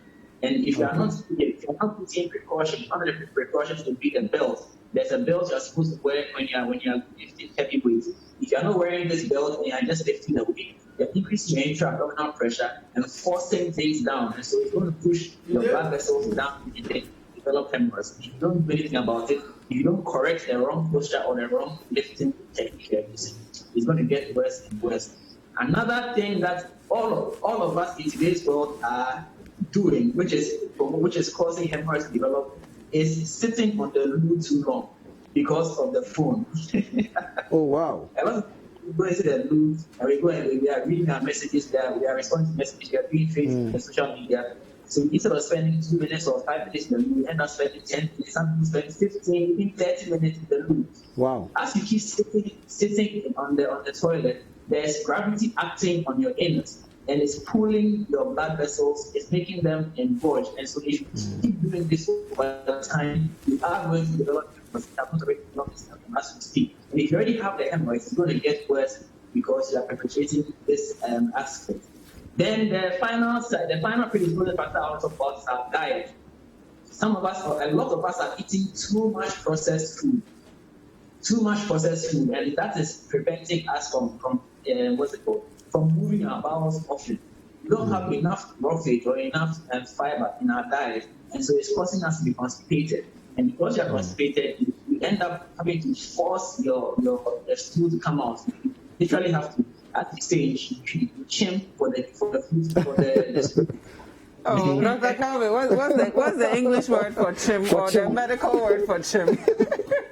Since you found it convenient. Before the stool comes out, and because you are straining, you are causing, and because the stool is hard, so the hard stool with the straining will force the walls of the ribs or the anus to push the blood vessels to come down. So all of these things will contribute to you developing a hemorrhoid, or if you have a hemorrhoid, it's going to cause it to worsen. So we're looking at a picture right now that has first degree piles, second degree piles, external pile, and then on the other side we have the rectum, we have the anus, we have the anal cushions. What exactly is going on? If you can explain what we're looking at for us. So just giving you an idea what the different kinds of piles are. Some of them, like I said, they are small, they are first. There's a certain line. There's a certain line in the I mean, an imaginary line, but we medics use it as a reference point.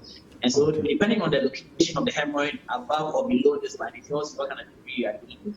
And as the hemorrhoid gets bigger, it can protrude. So, as you can see, there are some that start on the inside and become external over time. So, this is just giving you an idea of where the hemorrhoids could be and how big they could be. Some of them can actually get much, much larger than this. And so, sometimes there are people whose hemorrhoids, like you can see there, they protrude outside of the anus. So when you begin to see it, does that mean you're at the third and fourth degree? Well, yes. If you begin to see it, if you begin to protrude outside of the anus, then you are in the higher degrees, the fourth degrees and all that. And sometimes they come out, they literally come and stay outside. That you literally have to push them back inside. Because the thing is, if it stays outside, because it's not meant, the cells covering the hemorrhoid is not meant to be outside. The outside environment is not good for it. And so if it comes outside and it stays outside, it can become ulcerated. What I mean by ulcerated is that it can form a wound. And that's when it begins to bleed severely. It can get infected, and that infection can be severe because it has direct access to your blood vessel, which means that the infection can spread throughout your body. And so it's important that if you have a hemorrhoid, especially a severe form of hemorrhoid, you need to have it attended to. Let me digress a bit. Okay. Some people say that when they do have hemorrhoid surgery, the hemorrhoid comes back. And so because of that, they won't do any surgery at all. Yeah. Now, here's the thing. As from the picture that you showed earlier, you will not have one hemorrhoid at a time. But it does not mean that we need to operate on all of them at the same time, because it might be difficult to reach some of the higher ones. And so if you had surgery for a hemorrhoid that was bleeding today, it's likely that someone maybe is in the future a different hemorrhoid which was not bleeding at the time or which was very small at the time could become bigger and then now begin to show symptoms. It does not mean that the surgery has failed, or it does not mean that the person didn't do a good job. It just means that a different hemorrhoid has popped its head, and so we have to deal with that as well. And so do not say that because I did surgery for hemorrhoid and it has come back, I won't do it again. If you don't remove that hemorrhoid, you are going to have issues because you're going to continue to bleed. And once you are bleeding, you're going to have issue with anemia. You're going to have issue with work tolerance and all sorts of things. So hemorrhoid is really a small thing that can affect you significantly. So the earlier you deal with it, the better. Because the symptoms are very, very, very upsetting. For instance, one of the most upsetting symptoms apart from the bleeding is itching. You can have very, very itchy ankles. I mean, it can itch so bad. Should you scratch it when it's itching, or it's better to leave it alone? I know this is a bit visual, but sometimes you might not have a choice. You would obviously have to scratch them. But would you damage it if you scratch it because it's sensitive? Exactly. You might not have a choice. You may want to scratch it, but here's the thing: because the cells are so fragile, if you go and scratch it, it could tear through, and then now you start bleeding. The bleeding from a hemorrhoid can be very, very severe. And the other symptom is pain. The pain from hemorrhoid.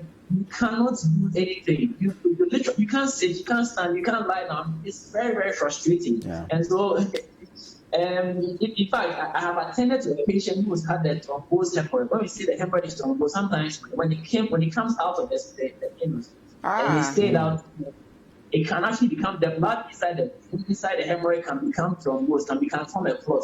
And that is excruciatingly painful. Wow. I mean, all of I've seen patients who had a thrombosed hemorrhoid, it has not been a funny situation at all. Wow. They can't sit, they can't stand, they can't lie down.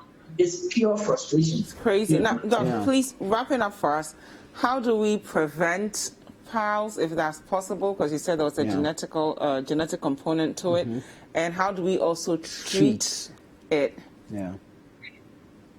Okay, so first of all, if there is a family history of hemorrhoid, it means that you're not necessarily able to do much about it, but you can reduce the probability that it will start. And even if it does start, you can slow down the progression. And so some of the things you need to do is, number one, watch your diet. As much as possible, increase the fiber content in diet. Take a lot more natural fruits and vegetables. Sometimes we drink the box juice, but those box juices have been processed so much that the fiber content is really good. So take natural fruits and vegetables to increase your fiber content. Eat more brown rice instead of polished rice, and the likes of those things. That helps your bowel to move more frequently and softens your stool. Number two, if you're overweight, you need to lose weight because fat also causes weight and increase the intra-abdominal pressure. Imagine you have all this abdominal fat, belly fat. It's sitting in your pelvis, it's pushing your piles down. So losing weight is also critical. If you go to the gym, try and put the precautions in place, wear the belt, and then lift weight at your appropriate tolerance level, and use the correct posture so that you don't develop a hemorrhoid as a result of that. And as much as possible, you need to also plan your family. Family planning is important. Family planning can help reduce the incidence of hemorrhoid because if you are getting pregnant too frequently, obviously, if you have hemorrhoids, you're going to worse. If you don't have it, you are most likely to develop it. So plan your family, space them out, and you will get better outcomes. So these are some of the things you can do to reduce the incidence of hemorrhoids. And if you do have hemorrhoids, have it attended to and treated. Because if you treat the hemorrhoid before it becomes a problem, number one, it doesn't cost as much, and number two, you don't spend too long in the hospital. But if you wait for it to become complicated, then your length of stay in the hospital is going to increase, and the cost of intervention is also going to increase. So as much as possible, deal with the hemorrhoids quickly so that it doesn't become an issue. And if you've had hemorrhoids surgery before, you are having a recurrence of a different hemorrhoid, again, please have it attended to because it needs to be attended to. Otherwise, you're going to have complications, one of which is anemia. Anemia in hemorrhoid is very, very critical, especially, and in fact, if you're a man and you're anemic, one of the first things we check for is hemorrhoids because anemia is one of the most common causes of. Hemorrhoid is one of the most common causes of anemia in men. So it's very, very important that you take note of these things and have them attended to. Because you're losing blood, right? Yeah. All right, Doc. Thank you. Thank you so very much, Dr. Kelvin. We're so grateful for that education on PALS. Yeah. So he mentioned it. Yeah. Excruciating pain. It is. So, please, whatever you can do to avoid it, please do it. When you get it, there's no shame to it. It's very normal. Yeah. Early See treatment. a medical doctor Early and get treatment, always. Yeah. You'll be just fine. Up next, we'll be talking to our friends from Faribambo. They'll be telling us all about the fisheries sector, what's going on there, how they're surviving in this, COVID-19 period and the way forward for them. You don't want to miss the conversation. Stay with us. We will be right back.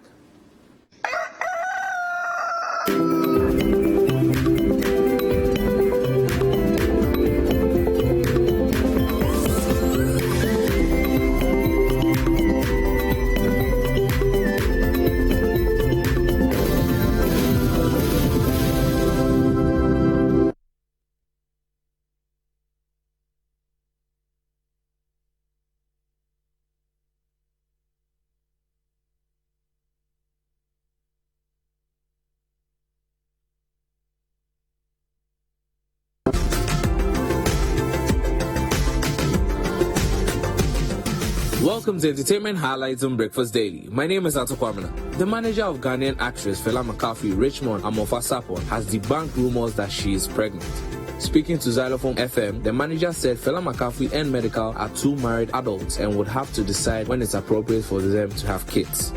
He explained that he is not trying to hide anything, but he can state for a fact that Fela is not pregnant. Richmond Amofa-Sapon revealed that he met Fela 3 days ago, and if she was pregnant, he would have noticed. Fela and Medical got married some months ago, and the public has speculated that she got pregnant before they got married.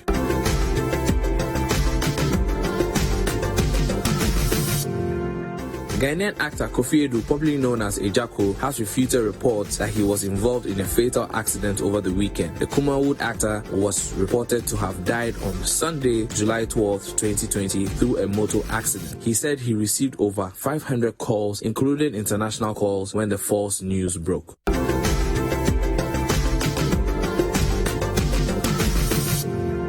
Chance the Rapper evolved into a trending Twitter topic yesterday after an early morning retweet sent the social media platform into a frenzy. Only hours after Kanye West teased a new song called Donda, Chance retweeted the clip and suggested Kanye West would be a better option to Joe Biden in terms of replacing current POTUS Donald Trump. He added that he understood that the people trusted Biden more than Kanye West, but he didn't just feel the same way. And that's all for Entertainment Highlights on Breakfast Daily. My name is Akua.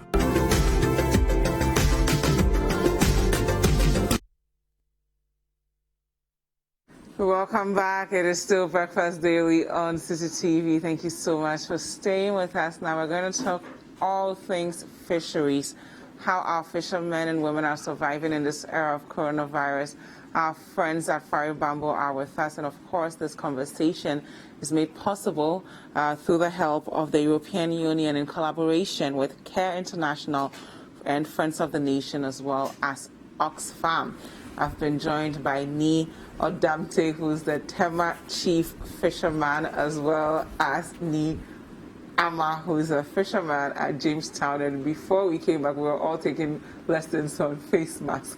Good morning to both of you. Good morning. How are you? We are fine. Thank you so much for being with us. You're welcome. I'll start with you, Ni Odamte. Can you tell us a bit about how the sector is doing in general before coronavirus hit and how you're surviving?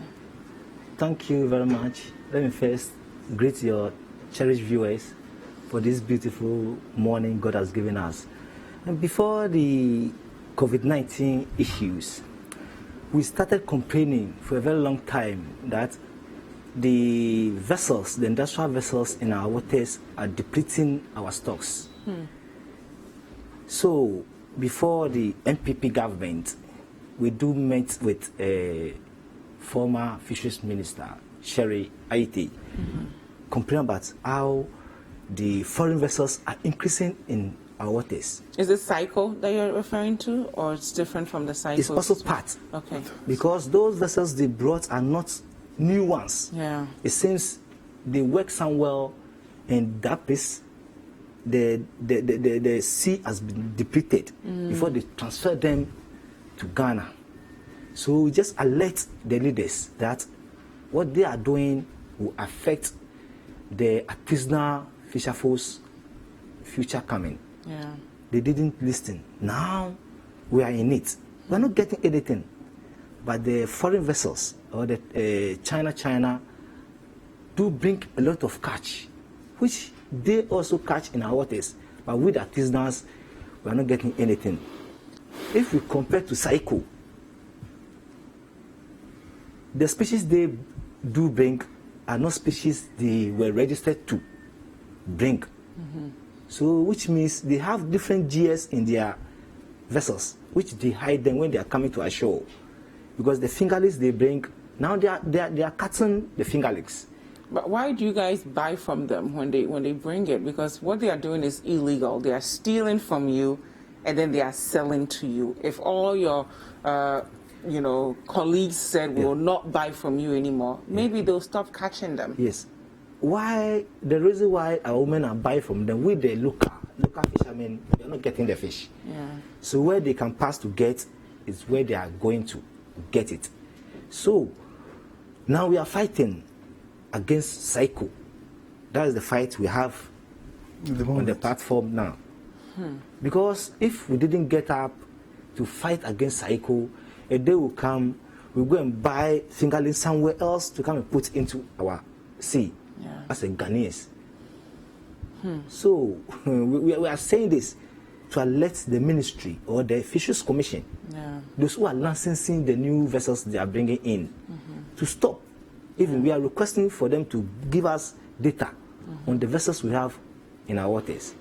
They refuse to give us, because if we seize, we don't know whether the laws governing the sea have mandated a number of vessels to so that we can at yes, we didn't know.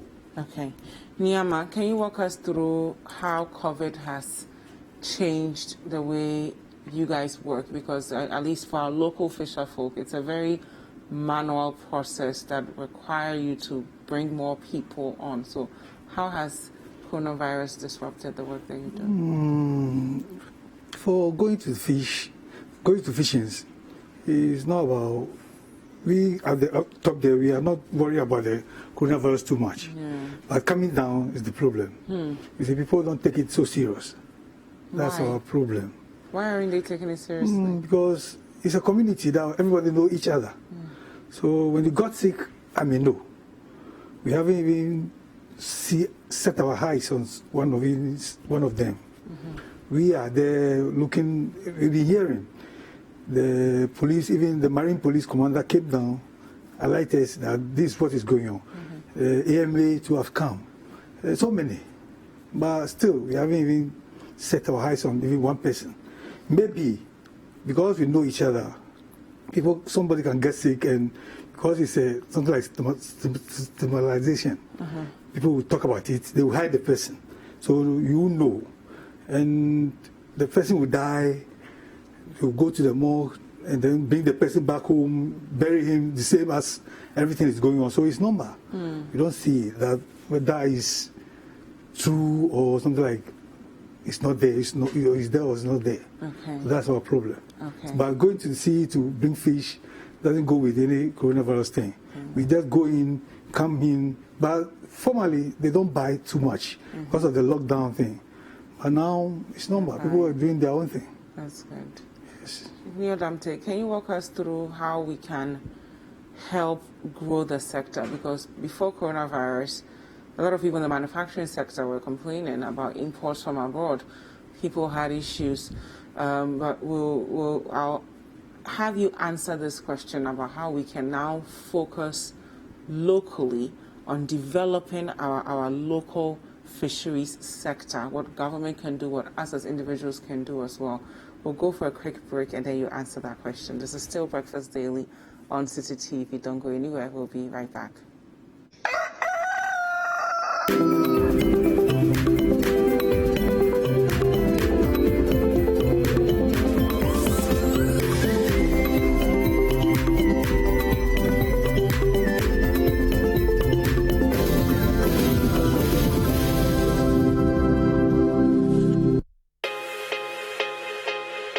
There is no promise we cannot keep. There is no commitment we cannot honor. There is no delivery we cannot guarantee. There is only one Bethel Logistics Company Limited, a licensed international freight forwarding and clearing agent, a trusted global brand with an extensive network for the movement of air freight and ocean freight worldwide. We are the trusted name for road freight into Western and Northern Africa. We are fully accredited by Ghana Customs and Excise.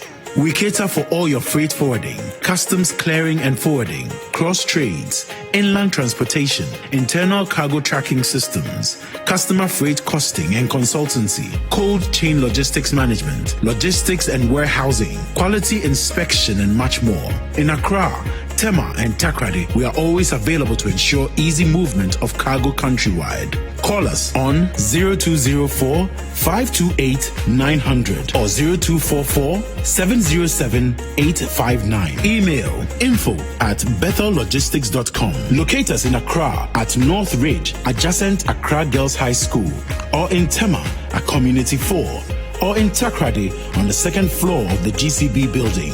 Website bethellogistics.com. Bethlog, experts in shipping logistics.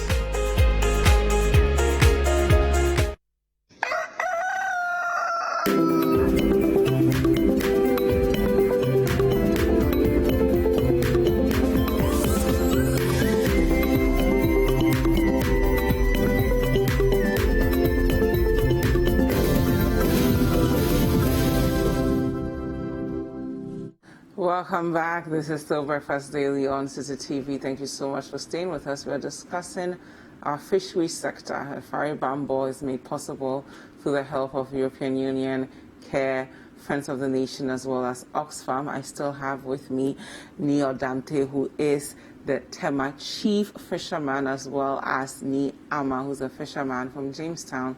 Before the break, we were discussing how coronavirus has disrupted the sector a bit and the issues they were dealing with even before coronavirus, like cycle, which is pretty much foreign vessels coming into our water bodies, taking fishes that are originally meant for our local fisher folk, and then having the audacity to sell those fishes back to our fisher folk. How do we stop that so that our fishermen and women can actually make more money from that sector? And I was asking Neo Dante about ways, especially now that we've closed our borders and we're focusing internally, how can we grow that sector so that it meets its full potential? Thank you. We have something we call illegalities that is impeded the industry. Before, we have a canoe which is paddled by a one person. We call it Inkomenfa and Amenav. But to do such fishing is illegal. So right from the scratch, everybody is in the soup doing illegal things. From that place to tuna vessels, they have their laws, global law, international ones, so they don't deal with us local one we have in Ghana, the tuna vessels. But we, the local fishermen that fish dance, trawlers, China, and whatever, we are under the laws of this country. And we want to shape the industry because we do hear from Spain, Germany, Norway, even Spain. The fishermen are very rich because their activities are being monitored by the state. But here in Ghana, nobody monitors our activities. So everybody is doing what he likes in the waters. We at times announces that we, the fishermen, both from the local to the industrial trawlers, we have to get our own bank. We are under the ADB. But if me sitting down here, I'm a canoe owner, go there for a loan, ADB will not give me. Why? I don't know. ADB will not give me. So how do you grow your business? Oh, we do go for a loan individually. Okay. If I'm saving in any bank, I will go. But we want so to you have need your own special bank to deal with. If you go there, you find things difficult. You see, that will make the industry lucrative. You see, like we were designing a moratorium for 5 years. No canoe should come in because the fleet is too much, and we are chasing fewer species in the waters. You get me? It's like a supply and demand. We're chasing fewer species, so that draw attention to the fisheries to use that light system and everything they are using now, chemicals and whatever. You get me? So if government is listening, we met with the minister, Fisheries Commission, to come out with the moratorium. The Forever Bambo and what other NGOs, they are those helping the industry. You get me? So nobody's cater for the fishermen on sea. But look at the canoes we have, almost 15,000 canoes. And if one canoe is carrying about 10 crew calculated, and see the number of people we are dealing with as fishermen, the women, the husband, the port, kayayi. You see? So if they are sitting there idle without thinking about the industry, because they do the license, then they bring in the foreigners with their vessel. The license is owned by a Ghanaian, but the vessel is owned by a foreigner. You see? And they are depleting our resources. You get me? We do see adverts on agri sector, but the fishery sector, nothing. So how can a woman coming in, if she's a man going in, we see on television, oh, this is what we have to do. Nothing like that. You get me? So we are pleading to the authorities, especially the fisheries ministry, to come quickly to bring a drawing so that we can follow to make the industry attractive. Yeah, speaking of making the industry more attractive, Niyama, what other alternative activities can we provide for our fisher folk, especially in this season, so that they have multiple sources of income? Always about the security. Okay. Talk about serious about the security. Last time we met with them, and they told us there are not many. Yeah. They just have only 16 policemen on board. 10 for this oil field, 6 for the main sea. And even, let's go by this water region. You have about 370 water bodies over there. They have to go through. So at least, maybe I'll see a policeman on board at Jamestown once a year. Wow. They're serious. You can't do nothing with it. You see, they talked seriously about it. They were even not happy. Even the fines that they fine the people, when they arrest you offshore, or something like deep sea, bringing you down, send you to court, and the charges will be very limited, small. Someone is working, gaining about 300,000 a month, and you find him something like 2,000. And they'll continue doing it. So even the policeman catching that person is a problem. You will think of it.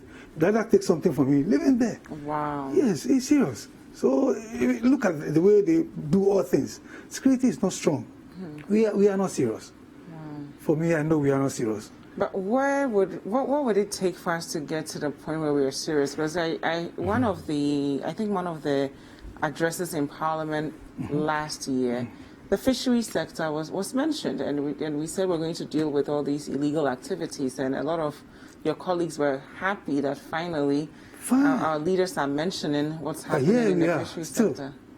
Still the same. You see, these big fishes that you're talking about, the vessel you're talking about, if we don't go for the fish with them, they want fish to catch. So they used to cut everything under the sea. So if you don't go for it, they'll pour it inside. They are dead fish, they become poisonous. If you don't go for them, they'll pour it inside. They cut the big ones, they remove it, and then the small one, they put it back. They are dead. It become poisoned over there. So it's better to go for it and then come with it. Then they will be putting it inside. But Neil Damte, what would it take for us to take power and take charge of that sector? Because we can't keep talking about this every year. Leaders within the fishery sector feeling helpless, seeing all these illegal activities going on, and we're not doing anything to end it, because the nation is also losing money. It's not just you guys who are losing money. We're all losing money to this illegal activity. What we have to do is, I'm from Tema. I'm doing light fishing. is from Jamestown, is not doing light fishing. We have to join the police force, the marine police, with the fishermen. That's what they did at the Philippines. They also encountered what we are encountering now. But when they joined the fishermen to join the police force on sea, all the illegalities stop. Now, if you are at Philippines, just around the shore, you can see fish jumping. Wow. Even you can just, you see, go for it. Like he mentioned, we are not serious in our security areas because people are poaching. Is it because we are not serious or because some people are benefiting from the problems within Yes. the Yes. sector? Which one is it? The big trawlers, I can say, point blank. Yes. The big men at the back of it. There are people there. There are observers on the board. Yes. You see, but they cannot talk. Now we have one person just fell. We don't know whether he fell into the sea. We cannot find him. Because he's We couldn't going find for him. We still not found him, and it's Yeah, been we couldn't months. find him. So the observers are complaining that what is going on there is very nasty. You see? So moving forward in this coronavirus season, everything else, what's the way forward for the sector?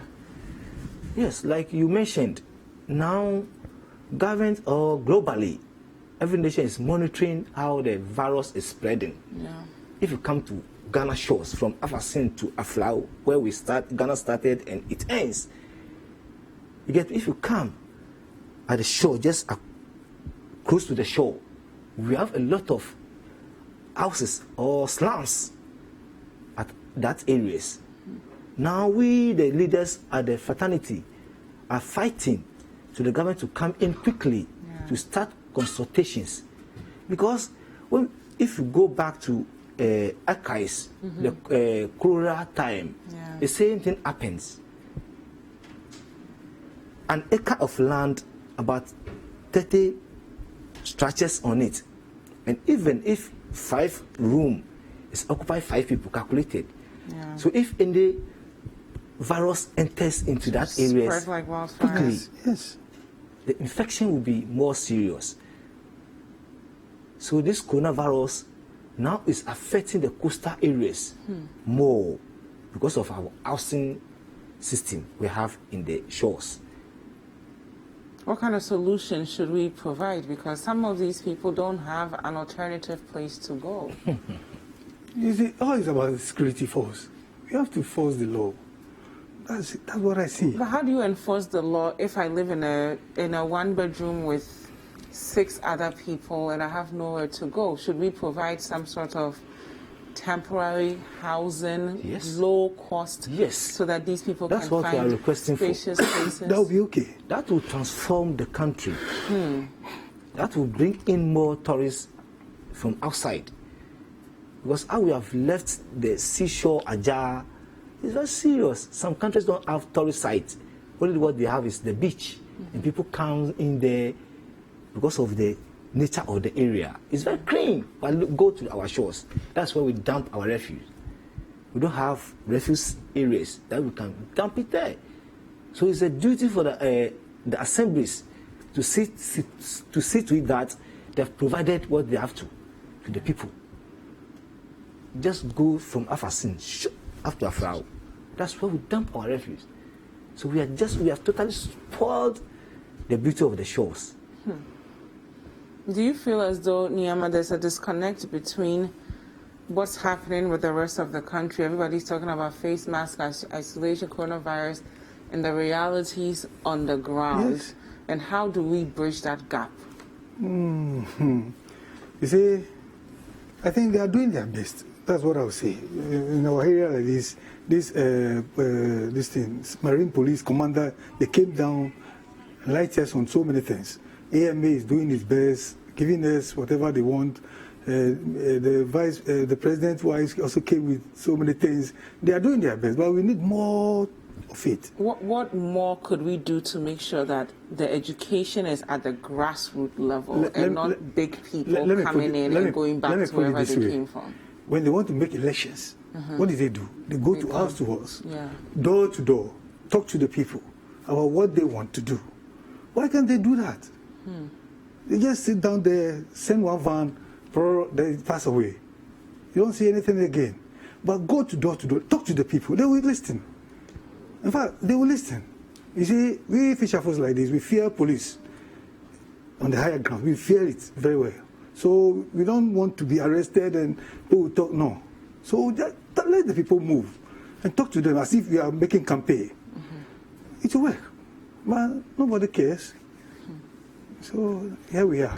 It looks like we don't care about the virus anymore. But initially, all of us, the state, is talking seriously about it. We have armed forces. We have Navy, soldier, police, even fire service. From my view, they have to be deployed to the markets, areas, streets, where we have a lot of people doing the activities around. If we start doing that, then everybody will be alert. If when going out, if police will not beat you, soldier will not beat you. There's no war that you see Ghana Navy have gone to Israel to go and settle war. No, there's no war right now. So everybody is in their country. So deploy them to our busy areas. Yes, it's an advantage. Even just to walk around, to caution people, to put on, to apply by the rules, the protocols. You see, the Navy are there, soldiers are there. What are they doing? And people are just walking freely without even if they see the washing. They are not doing it. Even now they use the face mask to dodge people. When you want to something like hide from you, anytime you see the face mask, deny him. And they say, oh, this man is coming to ask me money. Then they put on. Just not to recognize. Which is not what the face mask is meant for. Yes, now they are using it. So he's breaking down. So everything is going down. What I'm hearing is things are not going the way they should. Yes. But let's also look at the economic livelihood of some of these fisher folk. When this coronavirus happened, we heard of the National Board for Small-Scale Industries coming out to provide some support for businesses that have been affected. Your sector, you've been struggling way before all this happened. Is it about time that perhaps government provided some sort of subsidies, some more support to really get the sector to be where it needs to be? Because we can't afford to have the sector die down and see what happens to the poultry sector happen to you guys. So what should we do to help? Thank you. Before the lockdown was announced, the business is going on well. But when it was announced, then everything shut off. You see, in the industry, we don't sell the product or the fish within us alone. People are coming from interlands, all sorts of places. far from someone, Eastern region, Dodowa, and whatever. Okay? So, when the lockdown was announced, you see the women standing behind their fish, nobody comes to buy. At the end, then they put it in the cold store. They will pay for storage in the cold stores. The next day, they will come and they will bring it out. No buyer. So, right from the fisherman to the fishmonger, there's a lot of losses. But we heard that government is bringing in money for small-scale holders too. But none of the authorities came to the beach to come and ask, what are we experiencing? No, none of the institution or the authorities came to ask us what is going on. So, if not the situation we're in, like the fishy artisanal sector, we have done about 4 demonstrations against the state. Wow. Against the state, because we are not seeing any improvement in the industry. We are not seeing any improvement in the industry. We have been asked to fill a form so that our motors will be shared to us. We have done that. You see, we are in the peak season. If you want to help a fisherman from April, May, that will finish. Then July, August, September, the help you give to the person have to get the benefit. Yes. But we're not seeing the arbor motors. This is the time, the minute we have to start using the new arbor motor for fishing. We're not seeing anything. You get me? We are the leaders. We are the frontiers of the people. We are their mouth speak. So we can speak. We have the power, the authority. We do get the authority to speak on their behalf. So we are pleading CODA, Coastal Development, Fisheries Ministry, Fisheries Commission. We are waiting for the album motor quickly. We don't want the situation November, December, but then we have passed the peak season. Yeah. So if we want to help a fisherman, this is the time. Okay. July, September, August, September. But we don't want November, December. They should just come and throw dust into our eyes. Thank you. Nyama, any last words? Well, I will speak on this coronavirus thing. We have to be at least serious. In fact, although we haven't seen it, it's there. We should be serious, more serious on it. And for my people, as I've told you, we don't feel it because you haven't seen it. Although they said some people have some, that's what they told us, but still we haven't seen it. And we shouldn't wait till the day comes. So we have to be a little bit serious. Ghana as a whole, we have to be a little bit serious. The thing is going wayward. We are diverting. Now people are adoring funeral freely. It's very bad. So we have to be more serious. Thank you. Neo Dante, last words for us. I thank you very much. But my last request to the government is the industry is carrying a lot of people with a very long food chain. And people are running away from meat, chicken, butting, whatever. People are coming into the sea to use seafood. So government have to be serious in the industry. The ministry especially. They're not seeing what is going on. So they should come quickly to structure the industry. Thank you very much. My last thing, Nyama is not a fisherman. It's we take over from the past Jamestown chief fisherman. Okay. So Nyama is now taking care of chief fisherman at Jamestown. You're taking care of the chief fisherman? As a chief fisherman at Jamestown. Oh, yes. Wow. It's a regent. So chief yes. fisherman. It's a regent now. Yes. Congratulations. Yes. Thank you so much, Nyama. Yes, thank you. Chief fisherman from Jamestown, as well as Neo Dante Tema, chief fisherman, for being with us and helping us really understand what's going on in the sector. It belongs to us. Yes. And it will be so refreshing if 5-10 years from now we can see millionaires coming out of the sector, university graduates looking for job opportunities within the sector, and we start from cleaning up all this mess and being intentional about reviving the sector. So thank you very much for being with us. Thank you. Thank you. Thank you at home for staying. This is possible by our friends at the European Union, as well as Oxfam and Care International, not forgetting Friends of the Nation. So every week we talk about what's going on in the fishery sector. We get to appreciate how important it is for all of us to pay attention to that sector, because it is ours, and we can't continue to let people do illegal activities, steal millions of dollars from this nation, and we don't punish them for it. Don't go anywhere. Breakfast Daily will be right back.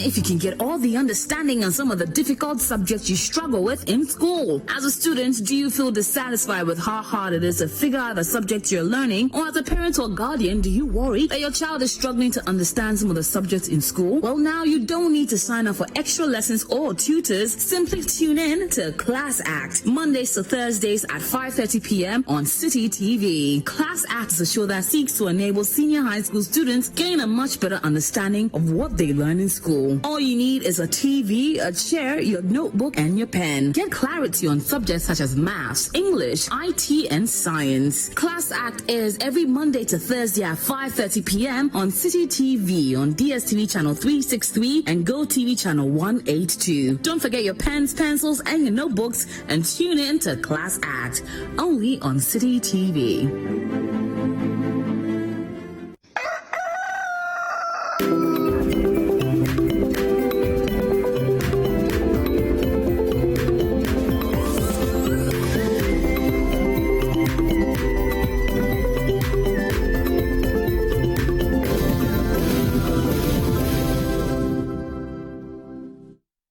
Welcome back. It's Breakfast Daily on City TV. Thank you guys so much for staying with us. Yeah, it's been another interesting day. Yeah. That last interview with Faribambo, I always love it when they're here because, I mean, when I was growing up, a lot of us ate what we call ifiakoko. Okay. Proper live chicken. Now all the chicken we eat are imported chicken that are not even good for us. And we don't want that to happen in the fishery sector. And what people are doing in that sector, all these illegal people bringing in big vessels, catching what they're supposed to catch and what they are not supposed to catch, and then selling it to our fish. They're making profit off of an illegal activity. Which is not right. So we really need to do well to save that sector. That's true. I mean, all of you using the light fishing, those using dynamites to fish, those trawlers that are not supposed to fish in our waters, please. And let's get the authorities to act. I mean, there's a whole ministry for fisheries and aquaculture. Let's get them to act so that at least we can save our fish and then have enough so that, I can enjoy my fresh salmon. Speaking of getting authorities to act, if you're in your community, you have problems, you know, people are not doing what they're supposed to do. Yeah, just take a 1-minute video or send us a text via the email hello Mr. President TV @gmail.com, or send it via the WhatsApp number 0550585832. Now, what we're trying to do is to improve community development. So send us short videos of the challenges in your various communities, your various localities, or send us a text of not more than 250 words via the email hello Mr. President TV @gmail.com, or via the WhatsApp number 0550585832. Thank you guys so much for staying with us. A big happy birthday to Bismarck and TC. We love you guys so much. We wish you all the best. Lunch is on you today. My name is Dziffa Ametam. And my name is Tuffour Boateng. Enjoy your day. Stay safe, guys. It's really important. We all want you to be alive. And then check out my article on citynewsroom.com. I will see you same time tomorrow. Bye-bye. Bye.